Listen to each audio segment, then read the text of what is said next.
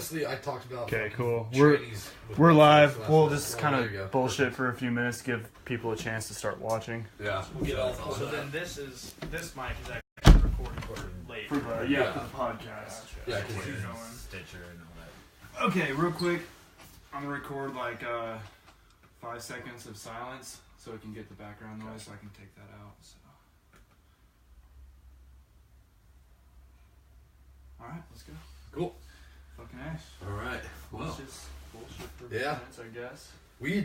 I wish we would have recorded half the shit we talked about this morning. Oh yeah. Because they showed up early. I thought you were talking about the first episode. Oh no, the first episode we talked about, like our first trial run was fucking great. We didn't even post it, but it was bullshit. But like this morning, they came over. I was fucking hammered. Still, like, woke up like, oh my god. Like we knocked on his door because I called him and we were like, Trent, what's number is your apartment? And he never picked up. So we were like, there's all this shit, like, look at these lifting stones, like, it's gotta be it. Yeah, so I knock, but then this, like, little yappy dog barks, and I'm, like, turning, I'm like, I don't think he has a dog. Who else has a motorcycle? I didn't even know, I didn't even know he had a dog until, like, last week. Yeah. So that dog And it's barked, this right? big, so nobody fucking knows. JR starts walking away. I'm like, you just knocked. You can't leave. I don't want to deal with it if it's somebody I don't know. Yeah, I like get out of bed and I'm just like, you know, trying to trying to figure out what the hell's going on after last night. Get this going so we can watch ourselves. Right, but then we were just, because they're asking like, what are we gonna talk about? Then we just went into like probably not 2 hours, but like an hour and change of like. Oh yeah, all sorts of Jigs, Yeah, we're talking about just like when we get together and we'll bullshit before the podcast. Well, like, yeah, fuck, that's how I am. Like, we gotta fucking stop talking because we're ruining all the shit. I legit stopped mid-sentence and I was like, wait. Let's talk about this. This I was like, we should talk about like some beef jerky or something stupid because we're just running through good topics right now. Yeah, right. That's funny. That looks good. Yeah, that's not bad. Alright. Yeah, no, we're set up. See if we'll, and it's behind, so it's gonna be a little weird. As I said, it's a little bit weird. But we can, hopefully the comments show up this time. Who knows? We might have to have, somebody else watch, or like on the phone or whatever. Yeah. Alright, guys. Sorry if you're watching and you're seeing fucking absolutely nothing. We're setting this up, trying to give people a few minutes to join the show before we actually start. Yeah. So, I guess we can get started with this one. Yeah. This episode is not brought to you by Session and a couple pads. What'd you get, Trent? What are those? I got a couple of them. So we got Recoil, Indian Pale Ale, Payette Brewing, and then we got City of Trees. Oh, there we go. I got too much beer, but like these were the coolest looking beers, and we want to film an intro, so you know. Too much beer is never a problem. Yeah, that's a good problem to have for sure. But anyway. All right, welcome to the show, guys. We're sitting down with Kyle and JR of Good Times Outdoors. We all go way back. We all graduated high school together. Class Same of year. 2011, EHS. Best class to ever come out of there. Ones. We're the Freaking ones. 6 years ago. Yeah. Holy six shit. years now. Going on 7. Yeah. Hey, that's ridiculous. That's crazy. Yeah. It seemed like it's been that long. Yeah, right. Somebody asked me how old I was the other day, and I hesitated, and I was like, I'm 24. Yeah, I did the same I thing. think about it, and I was like, dude. I know. I'm 25 now. I'm a quarter century mark, and that was when I realized like I'm old now. Like I remember when I was 20, like 25 was old. Now I'm like, no, I'm not that old. I'm still like 25. But when you hang out with 50-year-olds, you know, I'm the young guy. Well, I just did that last night. I was hanging out with this girl, and she asked me how old I was. I'm like, I'm 25? Wait, no, I'm 24. Like, fuck, I completely forgot how old I was for a second. Guess I'm getting senile early. Right. Yeah, after you get 21, you don't really care anymore. You're just like... Right. Yeah, right. I got nothing else. I guess I got that car insurance drop coming up. Whatever. That's a good one. Whatever. I turned 25. Yeah, you're probably waiting for that. I'm sure the fucking insurance on your car is fucking expensive. No. I know, I've got a pretty clean driving record, 1 speeding ticket, and it's, I want to say $170 a month to insure. So, yeah. I have like 6 or 7 speeding tickets and like a couple of fender benders. You can't even be So it insured didn't at even, this point. yeah, it didn't drop when I turned 25. Like, I think they're going to be like, all right, because I had a couple of speeding tickets and 1 fender bender within 2 years of the 25th birthday, so I think it... Ooh. Yeah. So they're like, actually, we need to reevaluate. Yeah, this guy We're going sucks. Yeah. Like, honestly, We'll just leave. You're a terrible fucking driver. yeah, no, Get like, outta here. most men are like, no, I'm a better driver than my woman. No, Mandelin's the 10 times better driver than I am, and I'm okay with that. I sit passenger, it's cool. Fair enough. I'm good. Oh, what we got going on here? Fucking Kavan and Bree are just talking trades right now. What, fantasy football? What you guys going on? Yeah, let us know. Trading some stocks. Yeah, right? What are Freaking you Minnesota investing did in? get an interception right before we started this. Oh, did they? Oh. Oh, fuck. See, That's a good game. Fuck the Panthers. I'm a Broncos fan, so. so anyway, let's get into Yeah, it. maybe we should actually Talk about discuss some something. stuff. Yeah, instead Um, of just bullshitting about beer and. Yeah, so I think a good way to get into this is like how you guys came up with the idea of Good Times Outdoors and where it stemmed from, and then how it has progressed since. Okay. Would you say it started when we came to Boise? It may have, yeah. I would say, yeah. That's actually a pretty safe bet. All the way back to the first time we ever went to Full Draw Film Tour. What would that have been? 2010 I think it was 12 or 13. or 12, yeah. Because I was, We were I was in right out of high college. school, Yeah. yeah. I think it was Anyways, 12. we came down, made a trip in the middle. No, we It was left like a early that Thursday. morning. We left early that day, come down, we go skydiving for the first time ever. So Dan Piper, myself, and Kyle, we all go tandem At skydiving. Skydown over in At Caldwell? Skydown, yeah. Yeah, I went there too. That was So great. we went, hit that up, and that was awesome. So we were like, yeah, man, let's go check out Full Draw Film Tour, watch that. And Yeah, we knew basically, about if for those that don't know what Full Draw Film Tour is, it's hunting films, and it's, you know, that. Bow hunting on the big screen, basically. yeah, people that aren't professionals filming their own hunts, That's creating great, content that they wanted to without money from probably any Anybody. sponsors. Yeah. There are They just sponsors go and that do it do, for fun, basically. But yeah. yeah. So, and a big influence from that being Brady Rawls and Mike Crawford, two other enterprise people that you guys Yeah. probably know. We're involved in that, and so we kind of got a little bit more of an insight of like, oh, okay, like this is obtainable. Like we could probably get in this, and we know some people that, you know, we could talk to and get an idea of gear and whatnot. So we did. And Yeah, we kind of saw those videos that first year when we came, and we're like, we want to do that someday. Yeah.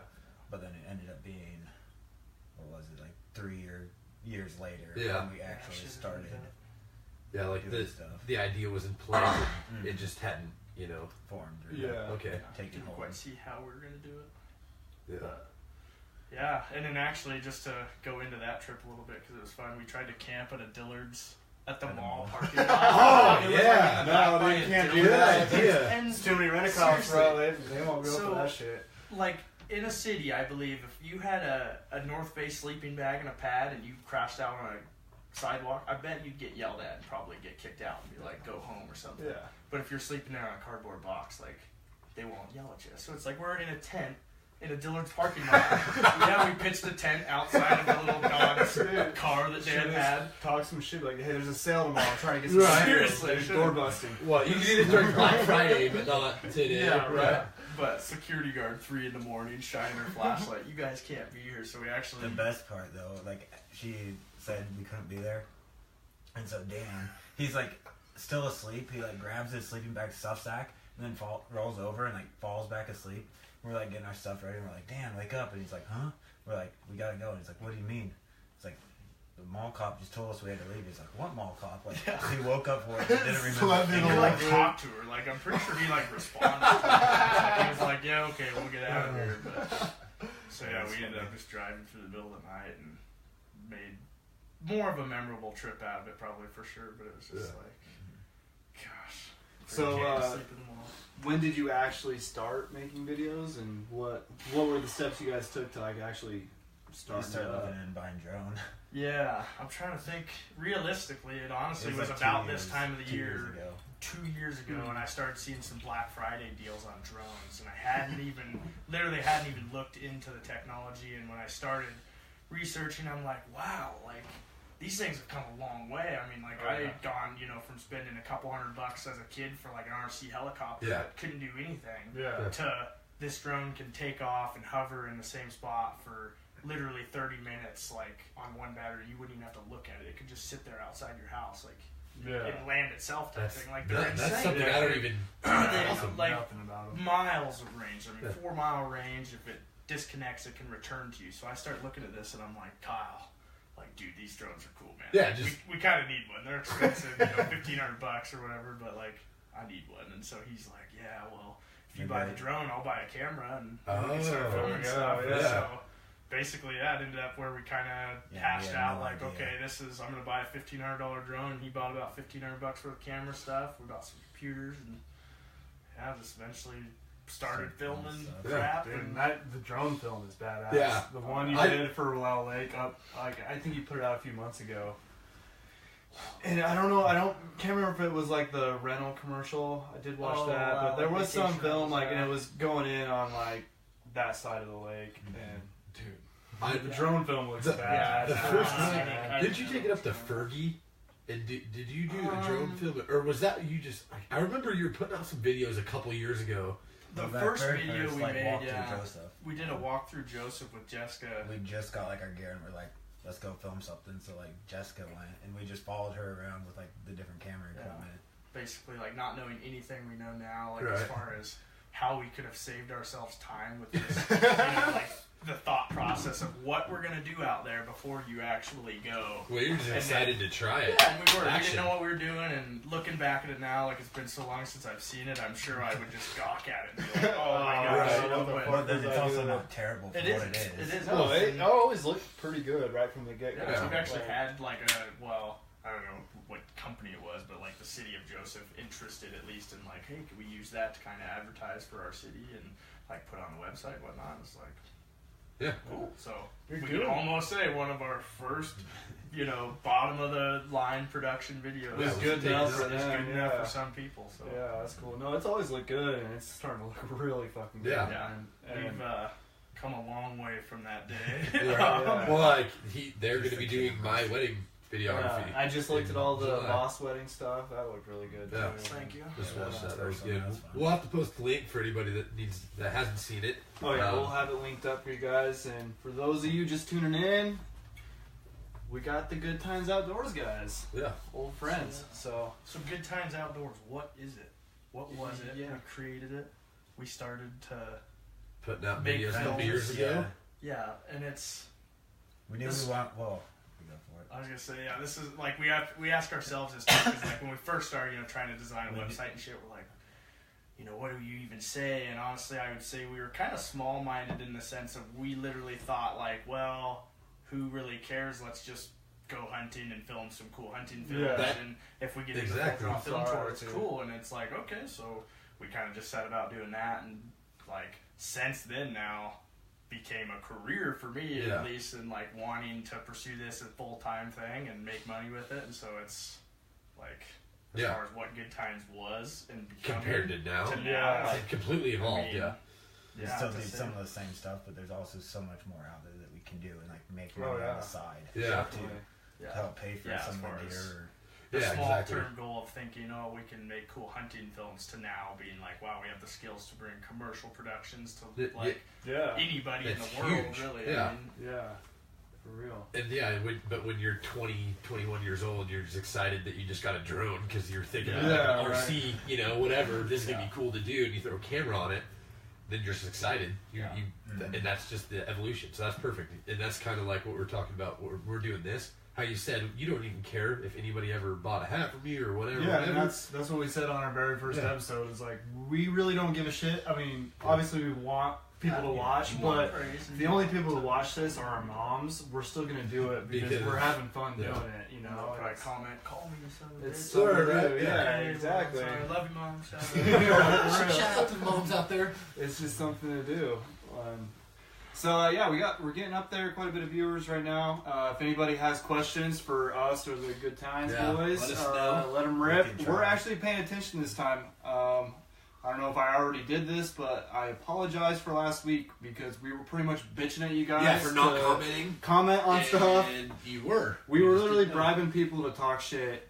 And people did talk shit, and we didn't even notice. So we're trying to get better at this, guys. Yeah. We're not the We smartest. talked about that a little bit. We gotta figure it out. We'll figure it out. Yeah. Well, yeah, and then so aside from that, I know it's evolving now, but like now that you have a more open mindset to what it can be, and like where do you see it going, and how are you like pursuing that like avenue? You know, how are you increasing your growth? Yeah. To try. Shoot, as far as where it could go, I mean, yeah, Grady Rawls, a guy I work with. Shout out, Grady. Local, Yeah, we'll hopefully have Grady on soon. We will. Yeah, he messaged me today. He said, you know, we want him on. Yeah, So, something that definitely we need to talk about Paper Street and downtown Enterprise and what's going on down there. Definitely. And Good Times will be a part of that, and that's so for 2018. I'd say that's like the end goal. You know, is have a professional studio space in downtown Enterprise. That is opening 2 doors down from where we're at now, which is 2 doors down from the theater. So downtown Enterprise opening Paper Street, which is basically going to be a community hub for people like us, you know, artists or producers or musicians or anybody that essentially would need an office space. He's going to sell rentable office space, like cubicle basically, and then with that'll just be kind of that community hub. And so we're hoping to fill it kind of with some artists and, you know, video producers and photographers, and try to kind of make a little bit of a powerhouse production facility. Out of little Enterprise. In Enterprise, Oregon, we'll have the ability to create some of the highest end productions, you know, that you can watch on TV any given day. So it's, I think for 2018 to say that, we'd be set up in that building and hopefully full-blown legit commercial production. And I can still say I've been making 100% of my living from photography and filmmaking, and I'm stoked. That's badass. I mean, fuck. Better what I got going. I have to bust my ass all week long, you know? But that's cool. I mean, it's really cool to see like what people from Enterprise and people who like went to high school with us, what everybody's doing. Like, Little Enterprise has a lot of talent. They keep like.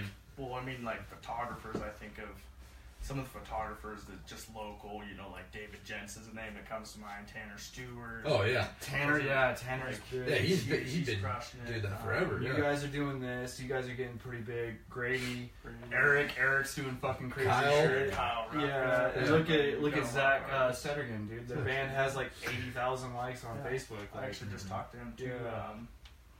What was that? That was actually the Boss Wedding. I think I shared the Boss Wedding. I think he commented on it saying something about that it was good. And I was like, hey man, I was actually just thinking about reaching out to you because I would like to expand into like music videos. Yeah, that'd be awesome. Like, there's You know, so just much Which is so funny. Dude, that'd be perfect. Started as a hunting, primarily focused on hunting, right? Yeah. That's the evolution of the. So the evolution, just for 2017, we could say, like. Yeah, I mean, realistically, Good Times hadn't made $1 at the start of 2017, and here coming towards the end of 2018, primarily hunting-based, what we thought would be a commercial production company, and I just did a quilt shop. I just booked a video for a quilt shop, how to, and then another 60-second with her, how to kind of sell what she does, you know, her niche thing, and so it's like, to think that I would be filming a quilt shop video. Like, you know, it's like, okay, but honestly, that's one of the most rewarding things about it is it's like every day, and so something I told you, Trent, about our lovely stop in this Wendy's in Montana, where a lot of the employees were just like, it was a grungy place, you know, you're like, what the heck? Like, we tried to get water out of the soda machine, it was club soda. We're like, what the? You can't even get water? Like, come on, man. And so, Jessica and I, as we were driving down the road, just talking about, like, you know, I mean, it's something in Enterprise, it's a special place. Like, to say, hey, do you have gluten-free? And they have it in Enterprise, like, that's rare. Like, literally, to go to a bigger city in Montana, you ask for something gluten-free, and they're like, don't have it. It's like, holy cow, but to have that in Enterprise, it's like, we don't take kindly to your type around. No, we don't. But so we're driving away, and I'm just like, you know, babe, that's something that right there, like, in this job, in this career, this path, those people, and I don't mean to say those people, I don't want to put anybody down, but you know, we all know the people that you're talking about. People you just take a look at, and you're just like, come on, man, like, pull it together. You got a life to live, like, get somewhere in your life. And they just have no dreams and ambitions. It's like, in this field, we'll never deal with that because nobody like that is ever going to call to book a video or anything. Like, they aren't going to have a need for it. But person that made their own business and is an entrepreneur and is very ambitious themselves, they're Yeah. going to be like, hey, I want a video. And Yeah, exactly. like, those are the type of people we want to connect with. We want to meet. We want to, do good business. Yeah, with. network. Yeah. With. Absolutely. That is. That's what I like too, is you doing like commercials for like the local businesses in town. Like That's I saw you cool. guys did one That's for Lee Carpet Cleaning. Like he used to be married to my cousin. Really? Yeah. He's actually my brother-in-law. Yeah, no. That's fucking enterprise, man. He used to be married to Jessica, and that's my cousin. Yeah. Oh, So that's funny. enterprise for you. Yeah, right. Yeah, No, that's how it is in the county. You don't lose your girl, you lose your turn. That's how it goes. Oh, that's funny. That's funny. Yeah, that's literally that happened. That's real. Oh, yeah. Doing videos for local business, it's something for sure that we want to do more of. It's, Grady and myself were actually up at the school last night doing sports photos. We're trying to kind of change the game and do Yeah, I've seen pre-book that. for $100 a kid, which probably sounds like a lot, but when you really do the hours, it's like there's 2 professional photographers covering. If we only book one, we're both showing up for $100 and we're splitting it to shoot your child. And there's 2 professional photographers pointing at him the entire game.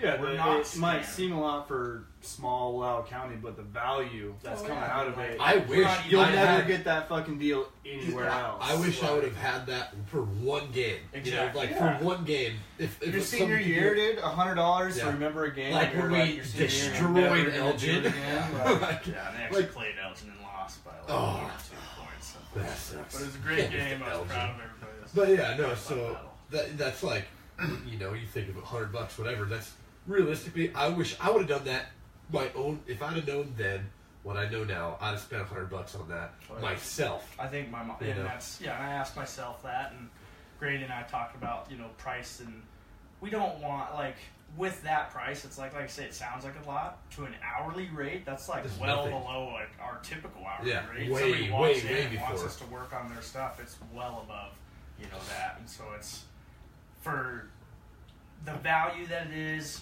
we try and book it or sell it as we're gonna get more shots of your kid because we're not looking for every player on the court because that's the standard sports photographer is shooting every Everybody. player, Yeah. trying to get as many good photos of every kid as they And can, then try to sell then, afterwards. Yeah, and then Yeah. contact parents and it's just a nightmare. So we're like, no, let's pre-book it. Do Find different. the people that want to pay, and if they want to pay, they'll pre-book Look. it. And so we showed up and Brady took 1,800, and I took 22 or 2,000 photos. We've got 4,000 photos from an hour-and-a-half game that we have to go and sit and edit and sort through to give them the winners. And it's Well, it even shows more the value behind it. Yeah, 'Cause that's exactly. a It lot doesn't of man pencil out hours for that us. goes into To that. pick, But- it's the hour-and-a-half game. So you might think, $100 for an hour and a half, 2 people. So first of all, 3 hours total man hours. But then you think about how many hours you're pulling the winners, editing them. Yeah, But dude, that shit gear. adds up. Yeah. I've realized that already in just trying to edit the podcast and how long it took me to do Yeah. that, and what you guys are doing has a lot more hours, a lot more Yeah. time, a lot more effort involved in that. So fucking for $100, that's fucking Yeah, that's- and you look at something that I like to remind people of is my camera 42 megapixel full frame. It's taking these huge information files. I have a very high system or high speed system that's much more expensive than your average computer, and it lags that system. And it's time is money. You have to spend a lot of money to get a nice computer so that it's not sitting there thinking while you're thinking. Because if it's not working fast enough for you to work, you're literally just losing money. So it's it doesn't pencil out to do it for $100. But back to the local thing, we want to be there. We want to make an impact in a local community. We want to, show what we can do and produce and make connections. And hopefully, hopefully we book the next game. We book the starting 5 on both girls and boys. That would be awesome. That's $1,000. That would be a hell of a day compared to booking one kid. So Exactly. it could pencil out, but no, Yeah. there's definitely, and I mean, in a small town like Enterprise, there's really good potential because sports are so big. Well, in the community, exactly, the community feeling. Yeah. When the biggest event of the week is always the football, basketball. Yeah, I fucking baseball loved game. either playing or just going and watching the games in high school. Yeah, everybody. Fucking awesome. Remember how rowdy our gym got during the basketball and shit? Oh, yeah. It's fucking insane. People were getting. I thought Sean Dean was gonna get kicked out of every game. Screaming at people, dude. yeah, seriously. Right. It's ridiculous. Yeah, that gym gets crazy. It Yeah. does. It gets loud. I love that we still do the fucking savage drum beat. Yeah. Can't get rid of it. Yeah, for real. Definitely. But no, it's a good, and like, I mean, as far as that goes, enterprise, yes, we want to do more local. And so, Yeah. like, when it comes to, like, Lee Carpet Cleaning, he's a brother-in-law of mine, that's something that I'm like, you know, I want to do this for you, help you try and book some more carpets and stuff. Hopefully it'll turn out. But yeah, it's definitely, like, that to me is a huge portfolio piece. 'Cause it shows, exactly. Showcase you know, your skill set. all these that you other can- companies, local, like, hey, this is what we could do with 30 seconds, or this is the emotion we could inflict with 30 seconds. Yeah. For instance, probably the one you saw is Wild Lake Vacation Rentals. Yep, I saw that one too. Which is done in conjunction with Wild Lake Vacation Rentals. Cindy Ashenberger is a gal I've done a lot of business with, real estate photography, which is kind of where, like, the drone stuff comes back into being, you know, that's pretty revolutionary in that market. For sure. But to inflict emotion, like, is something that in 30 seconds, like, that voiceover, I had done a little script up first, and we had wrote one off, and it wasn't very good. I didn't like it that much, and then she sent back, like, I want to say this. And so I went to my sister, we re-recorded it, and, like, listening to it now, it's like that VO does everything to that video as far as, like, make you think about, like, wow, like, that is true. Like, we hardly show the county. It was honestly, when I shot that, it was horribly socked in with smoke. Like, that drone shot was from a year earlier type thing. Like, also another thing about filmmaking is time is, like, not a problem. You can just make it look however you want. So with that, I made it look like beautiful spring in Lau County, and actually it was a hellhole. Hellhole socked in with smoke. So it's, but anyways, it's not showing off. You don't even have to show that much. You just show certain little shots through cinematic sequences, inflict emotion, get people to think. They see that 30 seconds and they're like, wow, like, that's a beautiful place that I could go and spend valuable time with my family, and I want to do that. And so it's like, we have the power to do that, to bring people to enterprise, and that's how that county's going to survive. It's a good thing that you have Lau County as your backdrop. Oh, yeah. Like, holy I wouldn't trade it for I was just showing this girl the other night. She was, like, talking about how cool, like, she grew up in West Virginia. She was, like, showing me pictures about you're like how pretty the mountains were. I was like, you want to see some fucking mountains? Like, look at these. We got the Alps of out our US. front door. Out our front door. Like, you know, you go to the lake on the base of it. Yeah, the proximity of our mountains, as far as, like, to fucking something Jessica said when we went to Montana. She was like, I thought it would be more mountainy, and it's like, well, they're way over there. And it's like, why is it the town built like the base of it? You know, like we're you don't, like, people like us. You take it fucking for granted how beautiful and awesome Lau County is until you get out in other places and realize that you might have, like, some pretty landscape, but there's nothing, like, up close. Like, I lived in Southwest Washington for, like, several months, and then I was disgusted. I couldn't stand living there. I moved, and that was when I really realized, because I moved to Bend, and Bend's beautiful. Bend's beautiful, so, like, it's different. But then when I moved there, and I was, oh man, that's when I really realized how good our backdrop is. So that's an easy sell for you if you can just show that drone footage right over the the valley when it's a nice, cool, summer day. This will be a good tangent, actually, because talking about is something I thought about earlier to bring to this podcast for the ambitious people and entrepreneurs that are potentially thinking about, their own business or how they could do something. We talked earlier about selling shoes, like literally just start selling shoes and find out what it takes to sell those shoes to start putting it towards your own business and start selling what else you want. Learning what sells and learning how to sell. So with that beautiful Lau County backdrop, this summer actually, I had seen this nice jacked up Jeep with like a PDX, that's what it was PDX wraps, and the Jeep had a wrap, the boat had a wrap, and it's rolling through town. I'm like, oh man, like, that's a sick boat, and they wrap it for the reason that's their company, like, that's free billboard. I call that company because I'm like, hey, what are the odds this boat's up in Lau County and they're going to want a promo video on that beautiful Lau Lake? So I freaking search PDX wraps, or I get on there and I get a phone number and I call the front desk, and it happens to actually be the son of the owner, and the owner was the one driving the Jeep that went by, and so I'm talking to his son like 10 minutes later, and I'm just basically passionately spilling my beans to this guy, like, dude, I'm a local filmmaker, Yeah. like, you know, I've got all This these is an toys awesome and all this boat, stuff, yeah. like, I saw that awesome boat, probably going to the lake, it's a beautiful spot up here, I don't know if you know the area, and he's like, oh, I've seen it up there, yeah, it's beautiful, that's my dad, and, you know, and honestly, the guy wasn't really helping me out, like, he was kind of like, yeah, No. and I'm like, you know, can I, like, could I get some contact information for these people? And Yeah, can I call obviously, him? yeah, Yeah. I'm kind of like, I realize, yeah, you don't want to like give me that guy's number, so I'm like, could you reach out to him and get a hold of him, Yeah, and then pass it you know on. just Pass it tell on, him, yeah. hey, there's a guy interested. Here's his contact information.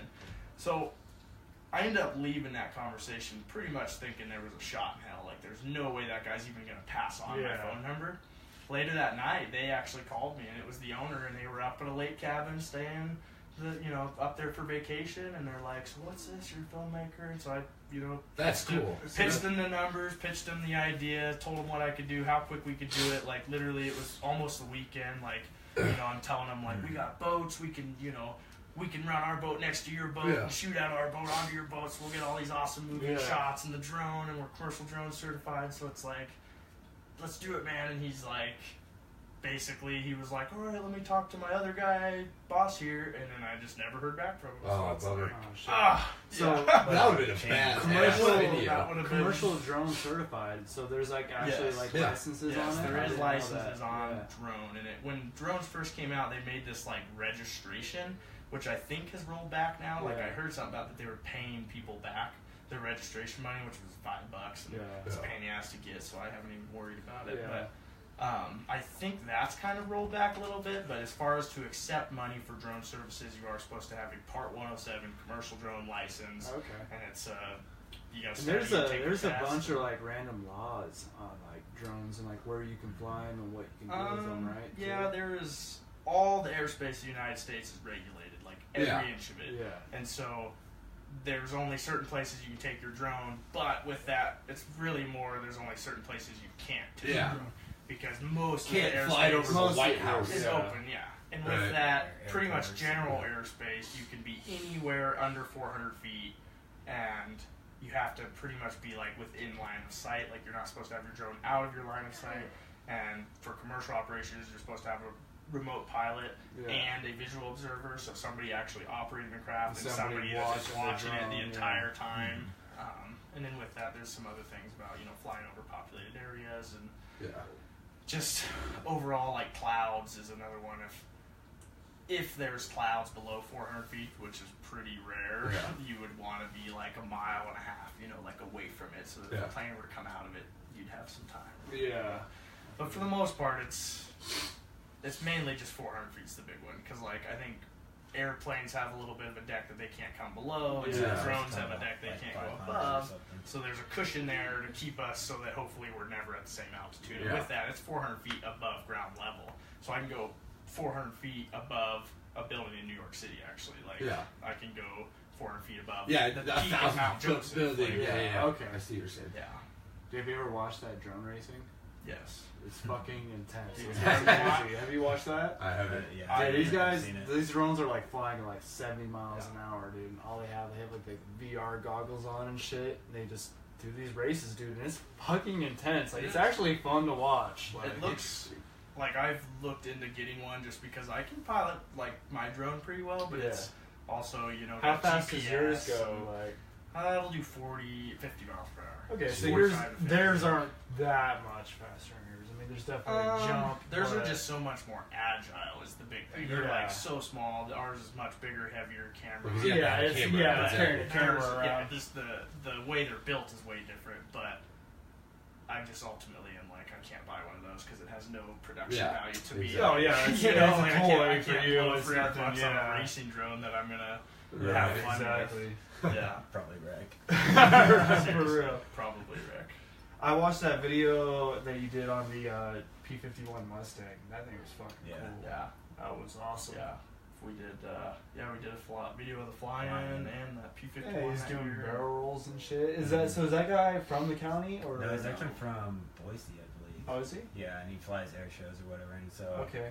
basically, the flying club up in Enterprise Joseph decided they wanted to start having like a fly-in, Yeah. get some people up there, and they do like pancake breakfast and stuff. Oh, You that- probably saw okay. it in the video. McCall, they flew from McCall to Joseph. I saw that because I was in McCall this summer, and there was a fly-in from, you left McCall, landed in Joseph, had a pancake feed, Yeah. and then came back same day. There's So hundreds of planes that fly into Joseph. Okay, that's Yeah. cool. That'd be awesome. That'd be cool to go walk around and just. Yeah. And it's kind of turned into almost like a little air show too, because like this year they had the West Coast Ravens, which is like a flying formation team, so they're flying like wing to wing in this formation, doing different like things. Whoa. Intense. Yeah, and actually Wow. we're working on that video. We filmed some of that stuff for That'd be cool. them this year, so that'll be out here pretty soon. And it's got them and the guy with his P51. He has a different P51. Oh, year. really?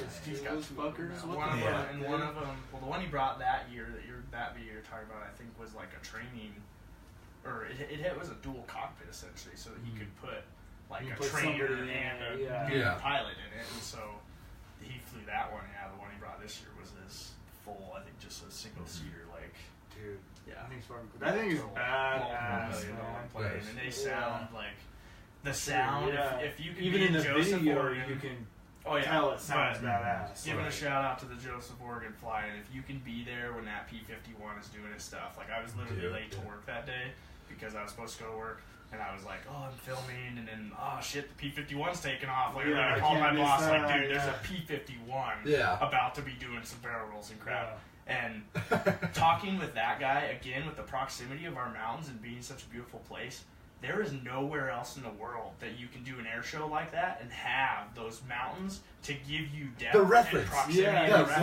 reference. Like when he Yeah. turns, So you can tell how Oh low my he is, God, like yeah. compared yeah, to when the you're when mountains. he's banking and you see the mountains in the background, that's Like you awesome. can tell, yeah, that guy's only like a few hundred feet off the Yeah, ground. but when he, for me, you know, when he's flying away and he just turns and goes right up and out of that valley, it's like you just see him climb the 1,000 feet vertical of Mount Joseph and do a full loop in front of it, and it's like whoa, and then the noise is, you know, all captured Echoes. right there with the Yeah. mountains, and it literally probably sounds like Pearl Harbor, you know, or Yeah. something. Like I can't even imagine what it was like back in the day to have hundreds of those things Yeah. buzzing around, just like raining down hell. Like, See, that's what I want to know, because I have no idea about like piloting and like planes and equipment and shit. I want to know how good of a pilot that guy. Like how much of it is him and how much of it was that P51. Yeah. I don't know. I've got, He kind of always said like the plane. He's just kind of up there having fun. The plane Yeah. is up there, Yeah, right. but Yeah, I'm for sure the- there's definitely some input from him. Yeah, for those of you watching, get on YouTube. Get on. You guys probably have it on Facebook too, right? Do you have that video on I Facebook? think it's We for probably sure did at least somewhere. on the YouTube. I know it's on What's, YouTube. so Watch what's your that. YouTube? So YouTube Plug is just that. Good Times Outdoors. Yeah. TINES, not Yeah. MES. Yeah, not Not times. not Times. YouTube. Like Hitler times. Yes, and YouTube will screw you up if you even type it We have correctly. the sometimes same it will, thing. Yeah, it'll the screw same you thing back happens up. with ours. So what you can do is if you see one of our videos, just click it and then click the Good And, Times. and Yeah. subscribe to it just so then you can see it You can see whenever they it. post something. Anyways, yeah, at least get on YouTube and watch that video. This plane is bad fucking ass. Yeah. It's cool.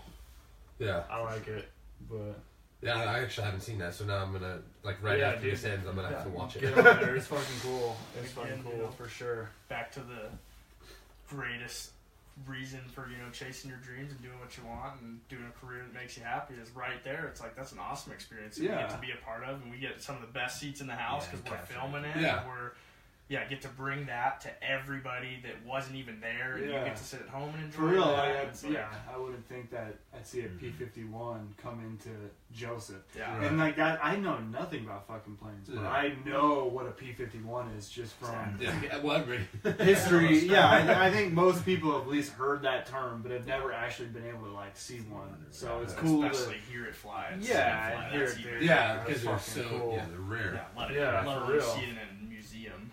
Yeah. Anybody need a beer? I'm still good. Do we have any questions, take or one. they just, what do you want? Whatever. Whatever.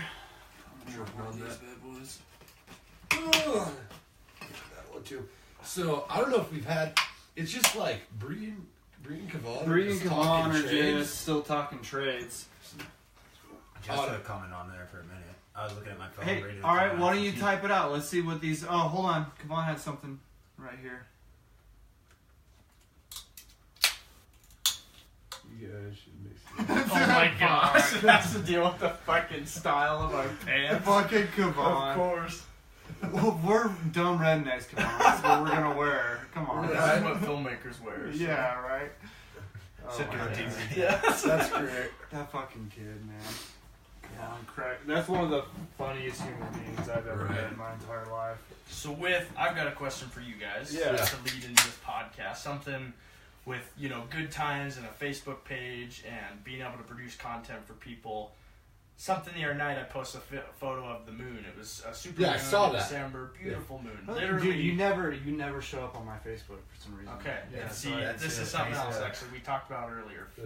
You explain it. You've got it better than me. right now. So actually, I heard this on the tribe actually Mhm. because they posted it up because Facebook, I guess, for all the pages, not like your friends or your own personal page, but if you create a page, they have their own algorithm, basically wanting people to pay to get their ads out there and people see your content. So I think they were saying about right now currently, if you have say 100 followers, it's set at 16% of your followers will see your stuff organically. Oh, okay. Is all they show. You So gotta only pay 16. for the rest. And they said they're talking about how Facebook has a plan to reduce that down to 1%. So basically, you have to pay to get your content out there. Is the only way. Damn.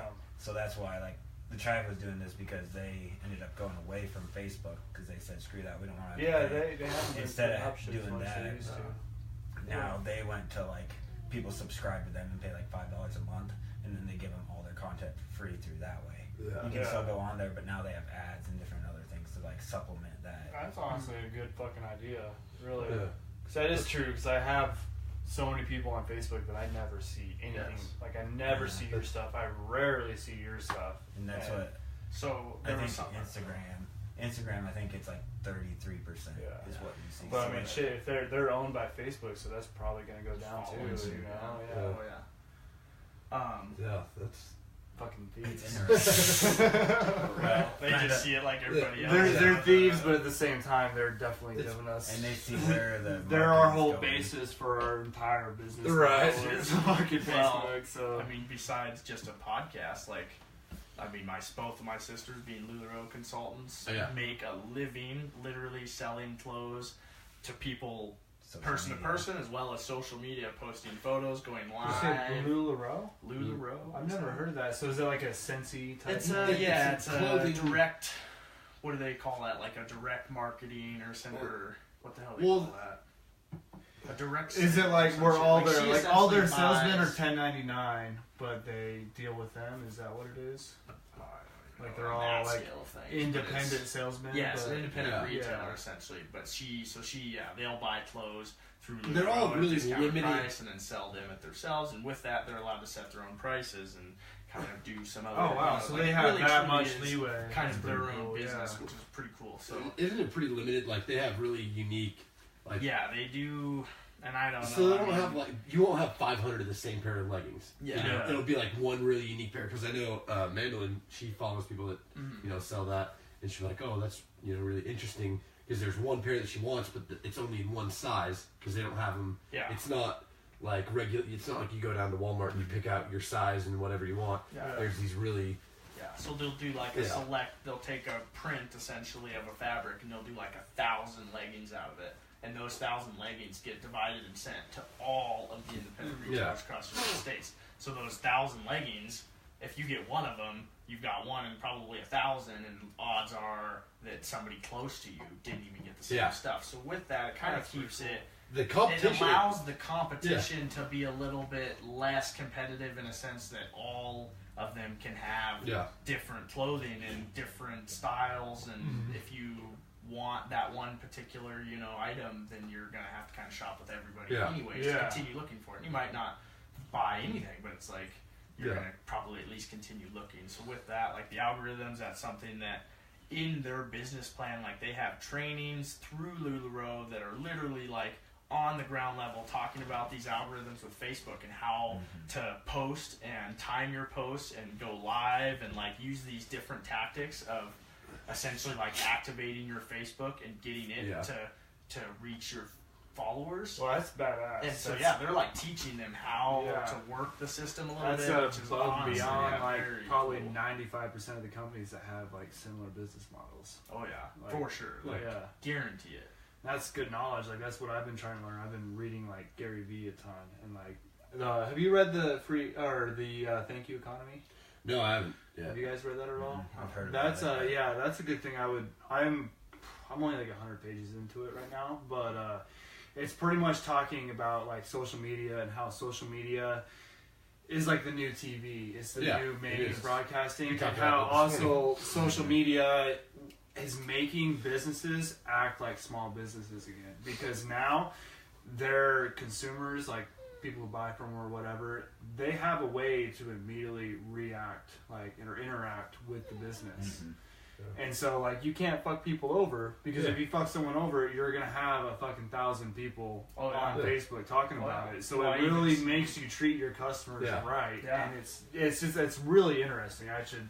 There's actually, if you just Google it, there's a free like WordPress edition, so you can just read it online. That's how I'm reading it. Yeah. Huh. So we'll get on. They're speaking of that, as far as Facebook goes, like looking at Facebook, and like I've seen sponsored ads, like you say, of like a company that is sponsoring something, and then you start reading the comments, and there will be people that are like, what happened to an email that I sent you guys, and then like that, like literally that company's Facebook will be like, sorry Jerry, we'll reach out to you, and it's like, well, that's cool. I hope that like that he actually did. Yeah. I hope that was a chain for that guy to get to their customer service and get his problem solved. But it's like, and if not, at least everybody that took the time to click the comments and read that guy's top comment, that's like, these guys screwed me over. You know what I mean? Like that, at least. Exactly. They can get on the comments and they can see, oh, this business didn't do shit. Fuck them. Or this business made an effort to go back and talk. Or above and beyond. With that, even further than that is people. As far as like a consumer goes, goddamn, I'm kind of losing where I was going with this. I had a good point. We did that so many times. That's the one drawback about going live. You're like, oh, don't screw it up. Like, start formulating your you're like, sentence before you even got the first 2 words out, and then it's like, oh shit. We're used to being able to like cut out the bad parts. Yeah, exactly. Everybody has to see our bad parts, and that's what we're talking about. We've had quite a few already. Yeah, it's terrible. Like he got up to pee once, and I was just blank. And became like, I was on a tangent. I was flowing, and he left, and I was just like, what do I do? Like, it totally threw me off. But we're just trying to. Remembered where I was going with this. Now we know. I just remember. Okay, real quick. For those of you who watch me, I'm not doing drugs. This is tobacco. Okay. It's Sneers. It's the old school stuff. I want to be a cowboy.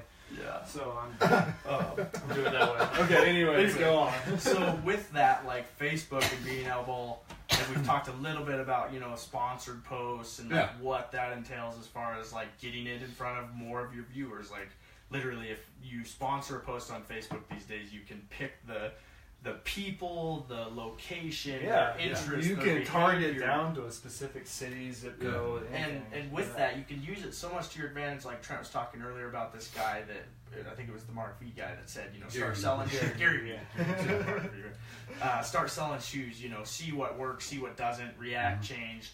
Formulate a plan. I sold shoes. Like, you watched my. Literally, he was showing us messages of people hitting him up trying to buy shoes that are 4 years old. It's like that I'm selling for more than they should be, but I'm trying to literally learn what marketed those shoes the best. Like, oh, this Air Jordan style Velcro, whatever. Those shoes I bought for $12 at Goodwill, used, and now I'm selling them for $50, and I'm getting messages on them because I'm trying to learn how to, do that. Yeah, but with that, the Facebook sponsored ads, you can track the insights, the reach, the clicks, the analytics. They give you analytics tools. Huge. Yes. And so with that, it's like that. With that whole concept, as far as try it out, see what works. It's like you literally can kind of for as low as like $10 I think is even you can sponsor a post $20 or something. You do as low as $5, I think. Yeah, and sometimes they'll even send us like credit. A lot of the time they'll actually send us, hey, you haven't been sponsored one in a while. Here's $10, and we'll use that $10 and do a $20 sponsored post for half off or something. Yeah, definitely. But you can use those to track and kind of going alongside what that guy said, use it to really figure out what's connecting what's with selling. people. And it's not what's selling is in these shoes are selling, but how did you sell those?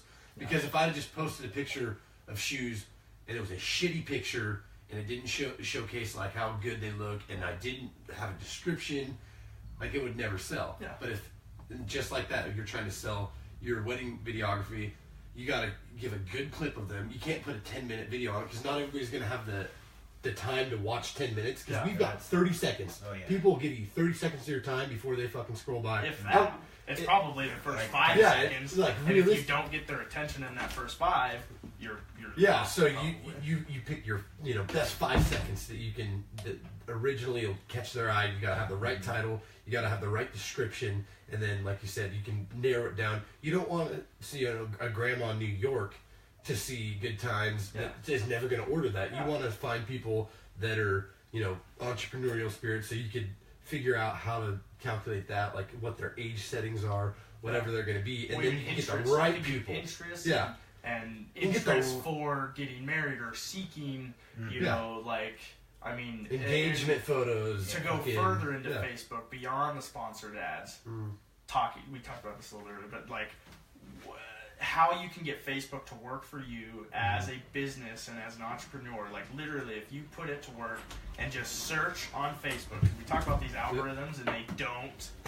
Like, they won't put our posts in front of your face. Yeah. But if you let Facebook do the work and you go in and you search and you do these things, sometimes it'll make connections. And, like, one, for instance, I searched a wedding videographer and, a couple groups and stuff that I follow come up. And the next thing I know, I see a mutual friend of mine that is commenting on a group that I'm not even a part of. And I can go in and read the comments and see that she was commenting, talking to a bride that she had booked her wedding for this coming summer, and that bride was looking for a videographer. And so I'm like, holy cow, there's a connection. Hey, reach out to that person. We do videography. Here's our prices. And I'm, reaching out to the bride. Oh yeah, sure. So she sent it over to the bride. The bride was in contact with us in a couple days, and ultimately probably not going to book that wedding, but still, it's just the connection that was put the there. The click-through connection. That's analytically, there's a click-through connection there. Without that, there's no brand exposure. Maybe she knows somebody. Maybe, like you said,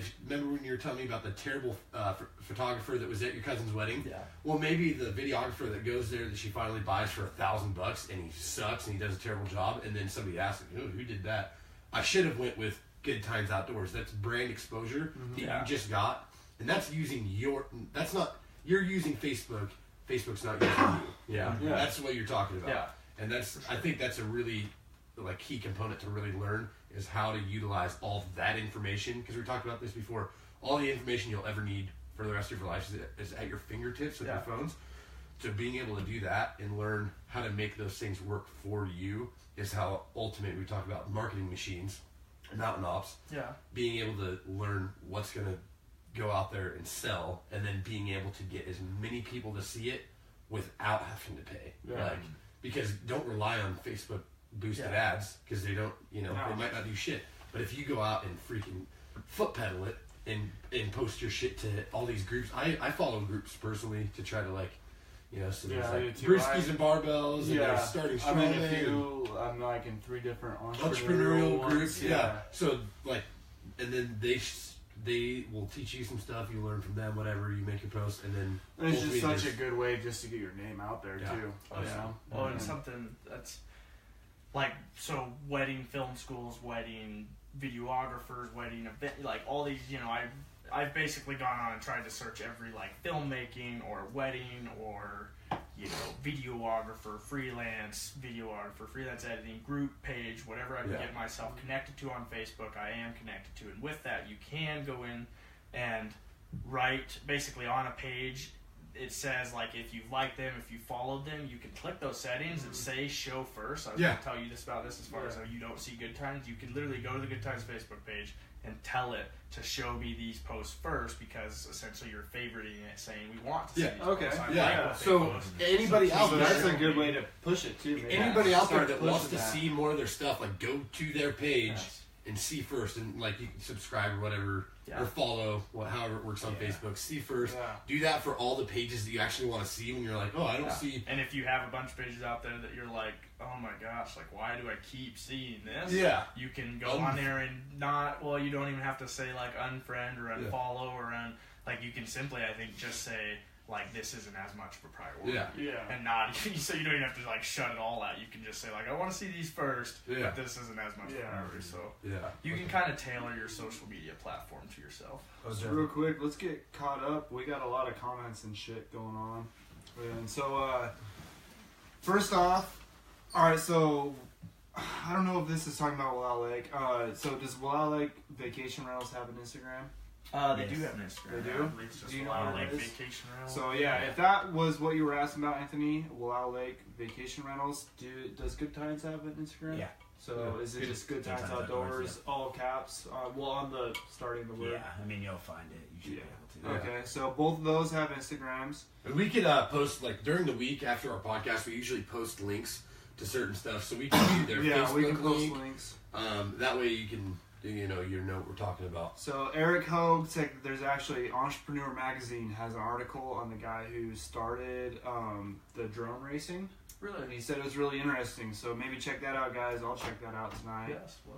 That'd be That cool is because I guess it's a pay-to-view thing for drone racing. So that's something. There you go. That is actually an interesting point because that's something that, talking with some other people like in the outdoor industry that are a lot bigger than us, but just, at these points that they're kind of like, well, we're coming up with these hunting films and we want to make money off of them, but it's kind of like, do you try and sell a $20 DVD that you have expenses in with an actual DVD and then artwork and then a book and then shipping and all that stuff, or do you do a $5 download once, or is it a $5 rental that expires in 24 hours? Is how do you get that video? How can you market it yourself without YouTube directly to people that might want to see this? And it's like that is potentially right there as far as we have a pay, we've got this many episodes coming and it's on YouTube and you can rent it for $3 an episode or some shit. I don't know. Yeah. Maybe you buy them for $7. I don't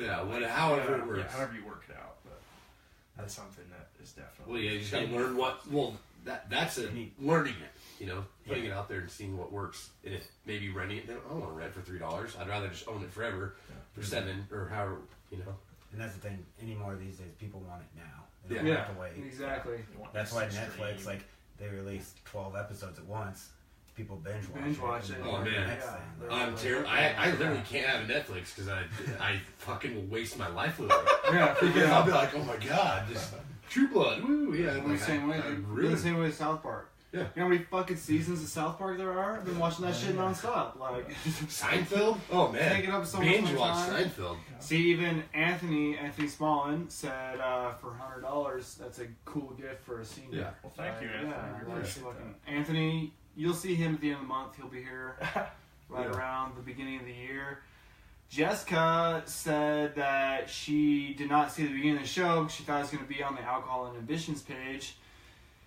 It will be on the Alcohol and Ambitions page eventually, but we post a live video from my page and tag everybody in it just because we're trying to go for the shotgun approach to get as many views as possible because we all have Because we're attention whores. 600-700 friends compared to the less than 100 that like the Alcohol and Ambitions page so far. So that's the whole reason we do that. With that, I'm going to give a little shout out. With the whole algorithms and liking Facebook pages, liking as far as our pull when it comes to like as entrepreneurs, what kind of pull would we have with a company?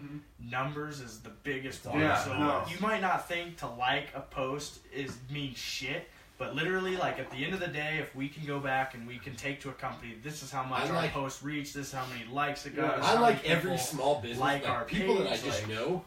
I like every small business page. It matters. Because and I mean even then, like we talked last week how I was kind of bagging on that girl that I used to date she's doing that a life coach. She's the life The coach. 23-year-old you know? life coach, you know. Well, like, and I still liked her page. I'll still support her videos. I just don't necessarily believe that she should don't be think you want marketing life herself coach. as a life coach when she really hasn't done a ton. You know, Right. that's the Unless only reason you're I a say that. And like I multi-millionaire that haven't, you yeah, I make haven't yourself. done shit. I haven't done shit either. So I'm not that's saying why that. we're not life coaches. But I'm saying, like, if you're a life coach, maybe you probably should have done something that's actually worth, like, coaching for. You know, like, but anyways, like, I still like her page and support it. And yeah, when you're a small business or a small page or whatever, and you're doing the Facebook marketing, like, getting a like is a big fucking I know, deal. we are so it really dude, is. every we literally week. pay for all those likes. Yeah. You know, like. We'll throw $5-10 down just to see what'll happen, and then like it's mostly our friends liking it. Yeah. But then every once in a while, it's like, oh, this random, There's a random. yeah, a random person Yeah, like and you their know, page. if and you watch look their at video. it, when I do like, or when you or any of us, when we do like the Facebook posts, like I will market to people who like the page and their friends. Yeah. So every person who likes that page, all their friends, that's 500-600 people more that I'm gonna market to, and those are all people who have this like shared relation that are more likely. Oh, to that like guy it, that knows hopefully, this guy. The mutual Yeah, friend exactly. likes it as well. And that's a big thing. Like, if I'm scrolling down on Facebook and I see an ad that has nothing to do with me, I'm not going to pay attention to it. Yeah. But if I see an ad that says, oh, hey, this friend and this friend like Like this this page, page. I'm more likely to stop and watch that Yeah. video and say, oh, okay. Oh, sponsored ads. They that- like this, I might like this too. Yeah, if I see sponsored ads that nobody likes, a lot of Yeah. times they're bullshit anyway. I'll scroll right past, but if it's like, oh, 3 of my friends that we share similar interests to like the page, I'll click that article, give it a read, you know, because usually if they're liking it, they've got like what's the Vice, like people post stuff on the Vice all the time, or the you know the Vice whatever. Oh yeah. Yeah, you know what I'm talking Vice, about? whatever the hell the Vice is. Yeah, I saw that News like is it? I saw it like 50 times, and then I realized like Jack Walker liked it. I was like, Oh, okay. Vice News. Vice. They have like HBO and shit now, don't they? I don't know. I think They Vice has a show on I always see it on yeah. YouTube, and they do like wicked ass documentaries on like Yeah, they- the craziest They shit. Yeah, don't- that's yeah, the no, craziest they drug in the actually world, and they they'll have do a a show on documentary HBO now. Nice. It's like an Well, I'm hour glad you know what I'm show talking every about. week. Yeah. Because I was like, I swear it's a thing. I It's just picked funny it up. shit. Yeah, Yeah, so so I'd seen Zach that. Stadel got me on that, dude. Yeah. That's- So that's I'd cool. seen it like 10 times, and I was like, I don't care. And then there's like Jack Walker, like, so I'll check it out, whatever, watch that, and now I follow it, and now they have really interesting shit that I watch, you know, every other week. I'll get on and see what they posted. Yeah. But It's yeah. amazing how Facebook puts things in Yeah. front of your face that you don't even know you Right? want. Like, you Yeah. know, you search something to shop one day, and the next thing you know, you're getting sponsored ads on Yeah. Facebook. No, yeah, all it's, about it. It's all like, it takes is a week. one, like, you Yeah, type it in one. Google once, and then Yeah. you can get ads for that. Like, I have, you know, I'm an electrician, so I'll look up tools and shit, and I'll have ads for, like, insulated tools, and I'll have ads for, like, a fucking, oh, you might want one of these. Huh. It's a tape measure that has, you can put pencil lead in it, and it's right where the tape comes out. Oh, of so the you roll. can- So you can just pull it out, and Mark go it. like that, and mark it. I've seen those. See, Those are that nice. pops up in my face. That's actually really nice for That's carpenters. already- Yeah. Bam, I need, Boom. you know, I need a 24. Well, yeah, you can piece. hold the 1 quarter down and do circles and shit. Too. Yeah, like, so I've seen that. I actually Yeah. did see that, and I haven't bought one. I haven't been. I haven't doing bought kind one of because carpentry. I'm afraid it's gonna be a cheap piece of Piece of shit shit. when I get it because it's only $20. But, Right, I can buy a Fat Max for that. I've got a good tangent to go off of this. yeah. Yeah, let's hear it. Are you sure it's good?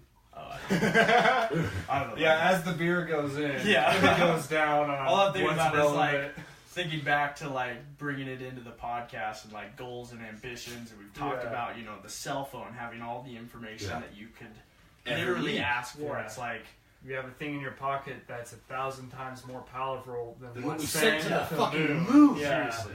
Like they had. Imagine we're bitching about our lag because our 4G goes to 3G. That's why and I we're hate- pissed and we'll throw our. I phone. hate Yeah. that And then- Louis and they're all C.K.'s a boosted? fucking piece of shit Houston? perv, apparently, Right. who forces girls to watch him jack off. Yeah. Because... Did you hear about that?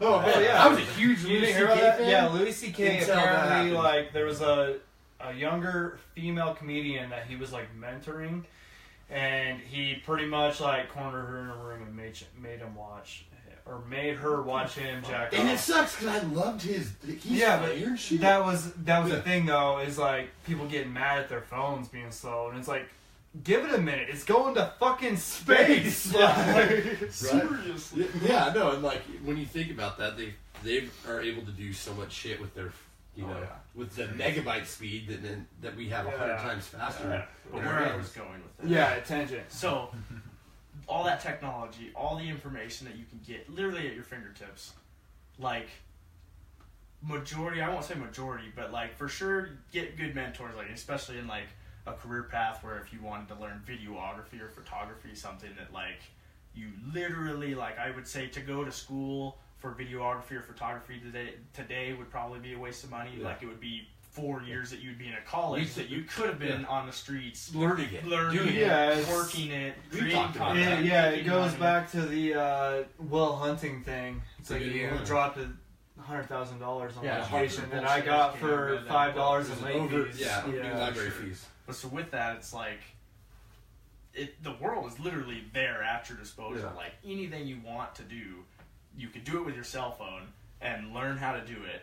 And then we talk about all these tools and power, and it's like it literally only boils down to like, will you do it? Are you going to action? We to talked do about it? that. Yeah, it's like that's where I think everybody gets hung up in the sense of just I want to do that and I want to do this, but that first step to do it.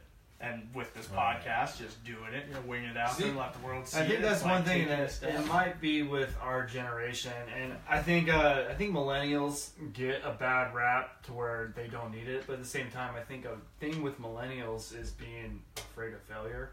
Right. And afraid of going out and doing shit like this, and I think that's such a big thing. Like, just take a risk, put the fucking hours into it, work at it, and it can go good. If it fails, who gives a shit? You probably learn something from it. Well, I'm not afraid to fail at all. If anything, I'm afraid to fucking waste my life putting it into some bullshit. Like, literally thinking about, I haven't, like, set an alarm, really, to wake up to, for, like, work. Like, literally, I can just tell myself, like, when I wake up and want to fucking go to work, I'll do it. Yeah. And that is so much rewarding. Like, if you have dreams and aspirations to work for yourself or do it your way or find a way to do it, like, if I'm not saying by all means to just drop everything and do it like blind. Start it on the side. Let's go for it. Yeah. Start it on the side. That's something. And that with good times, definitely started on the side as far as. We should talk about that. Exactly. You're a fucking engineer. That's one thing that we wanted to get into too. Because we talked about this real quick. Good times, where it's evolved from. It was nothing. Well, not nothing. It was just this idea. An idea. Yeah. I was working as a Forest Service firefighter, and then he's a civil engineer. So it was like when it boiled down to I want to do this, it was like we had already kind of learned and developed some skills on the side as far as I'm learning how to and trying to book little family gigs here and there and making it happen. And then with Brady Rawls, do a lot of work with him as well. So it's like I honestly couldn't do it without him. So he's been for sure like a huge proponent in making me able to go full time. But like that step to do that by far is like that was scary as hell. Like I mean, I've never worked a day in my life for myself. Like talking with another buddy of ours, Jared Mitchka, it like about taxes, and I'm like, holy crap, I don't even know how to do taxes because it's for myself. Like I've only ever been given a W-2 and say I go on TurboTax and do it. Type in your shit. So it's like the fear there. It's like it might be fearful, but it's like just go for it because it's literally so rewarding that like you will not regret it. Have you seen the Will Smith? He posts about like the optimum, like after your fear set, right? The biggest amount of fear right after that is pure bliss. He talks about going skydiving. Huh. He talks about like okay, I have seen that one. When you're drinking, you're out drinking with friends, you're getting all hammered, like, well, we're going skydiving tomorrow. He's like, yeah, I'm gonna go. And then that night you get in bed, and you're like, fuck. And like, getting goosebumps. I remember going skydiving. It was scary as shit. Like, oh man, I'm going. Yeah, it's just booking especially it. And for then, you because you're afraid to be on top of a 6-foot ladder. I'm a pussy when it comes to heights. So like, it's big, right? So anyway, I'm going up. We're flying in the plane and like huge. And then as he says, as soon as you step off, the fear's gone.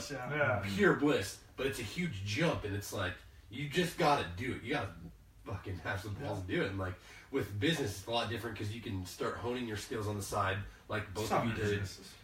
Like you slowly do that, and then once you develop that into something, then that's when you're like, okay, can I just do it? Can I jump in? And that's the scariest part for, I think, any business owner that you've ever talked to that has started something on the side.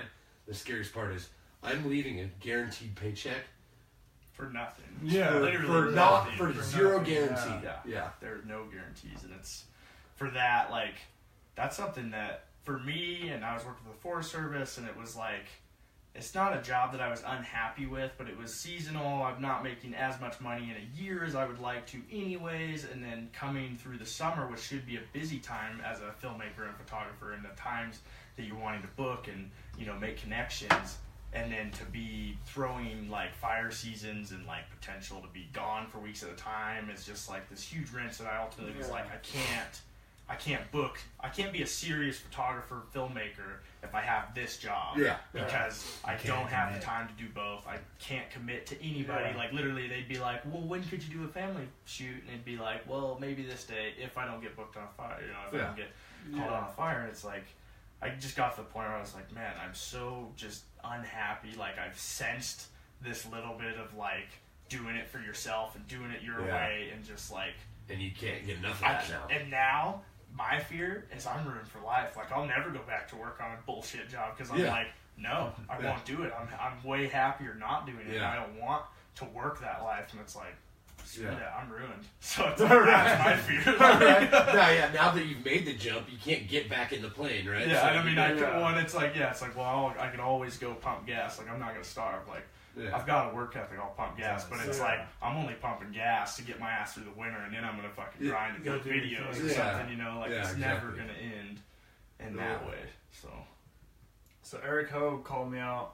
I'm wearing my Ducks sweater. You are. What are you guys thinking about the BSU Ducks game? I don't even follow What do sports you think? anymore. Who are you going to root for? Because Boise. yeah, because You Kyle can't- went to OSU, so I was kind of wondering about that. Right. Well, yeah. I'm the opposite way. I'm a Ducks fan, and like, if the Ducks are playing Oregon State, I'm gonna talk shit to them. But other than that, I'm probably rooting for Well, what's Oregon funny is I actually, the only reason I got this hat is because I was hammered drunk and my cousin made me wear it to a BSU game. Now it just matches my State. Just flannel. matches your attire. So I'm not actually a huge Dude, BSU fan. I'm getting so much shit because my brother and my dad are huge BSU fans. So I got a bet going with my dad right now, and my brother has just been talking shit to me every day since So you got the game got announced. So I'm just getting it from all ends. And I'm driving around. So she said. Yeah. I'm driving around with a car that has an Oregon sticker on the back, so I have a huge target on my back everywhere I go. All right. But yeah, what are we at time-wise? We were just We're over an hour, but I'm Yeah. having fun. Well, yeah, I'm having a good Well, time. that's what I mean. You listen to Joe Rogan.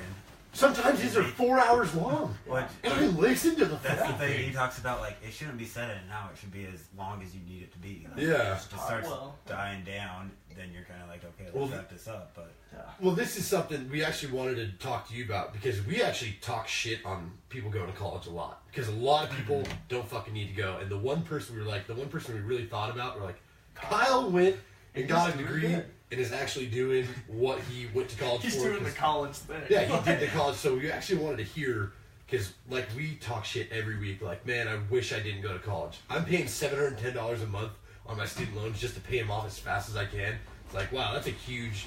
I spent $20,000 to learn. I'm never gonna do that. Yeah. There's a big lesson to learn, but somebody that's actually doing it and like, that's what we kind of wanted to hear. Like your end, because civil engineering, like, what does that even entail? I know. Yeah, what does it entail for one? We're too dumb to know that. And Well, like- two, yeah, like, Well, they Well, basics, but we You can actually start about, got like, one the of whole those college degrees. things first. yeah, let's go with that.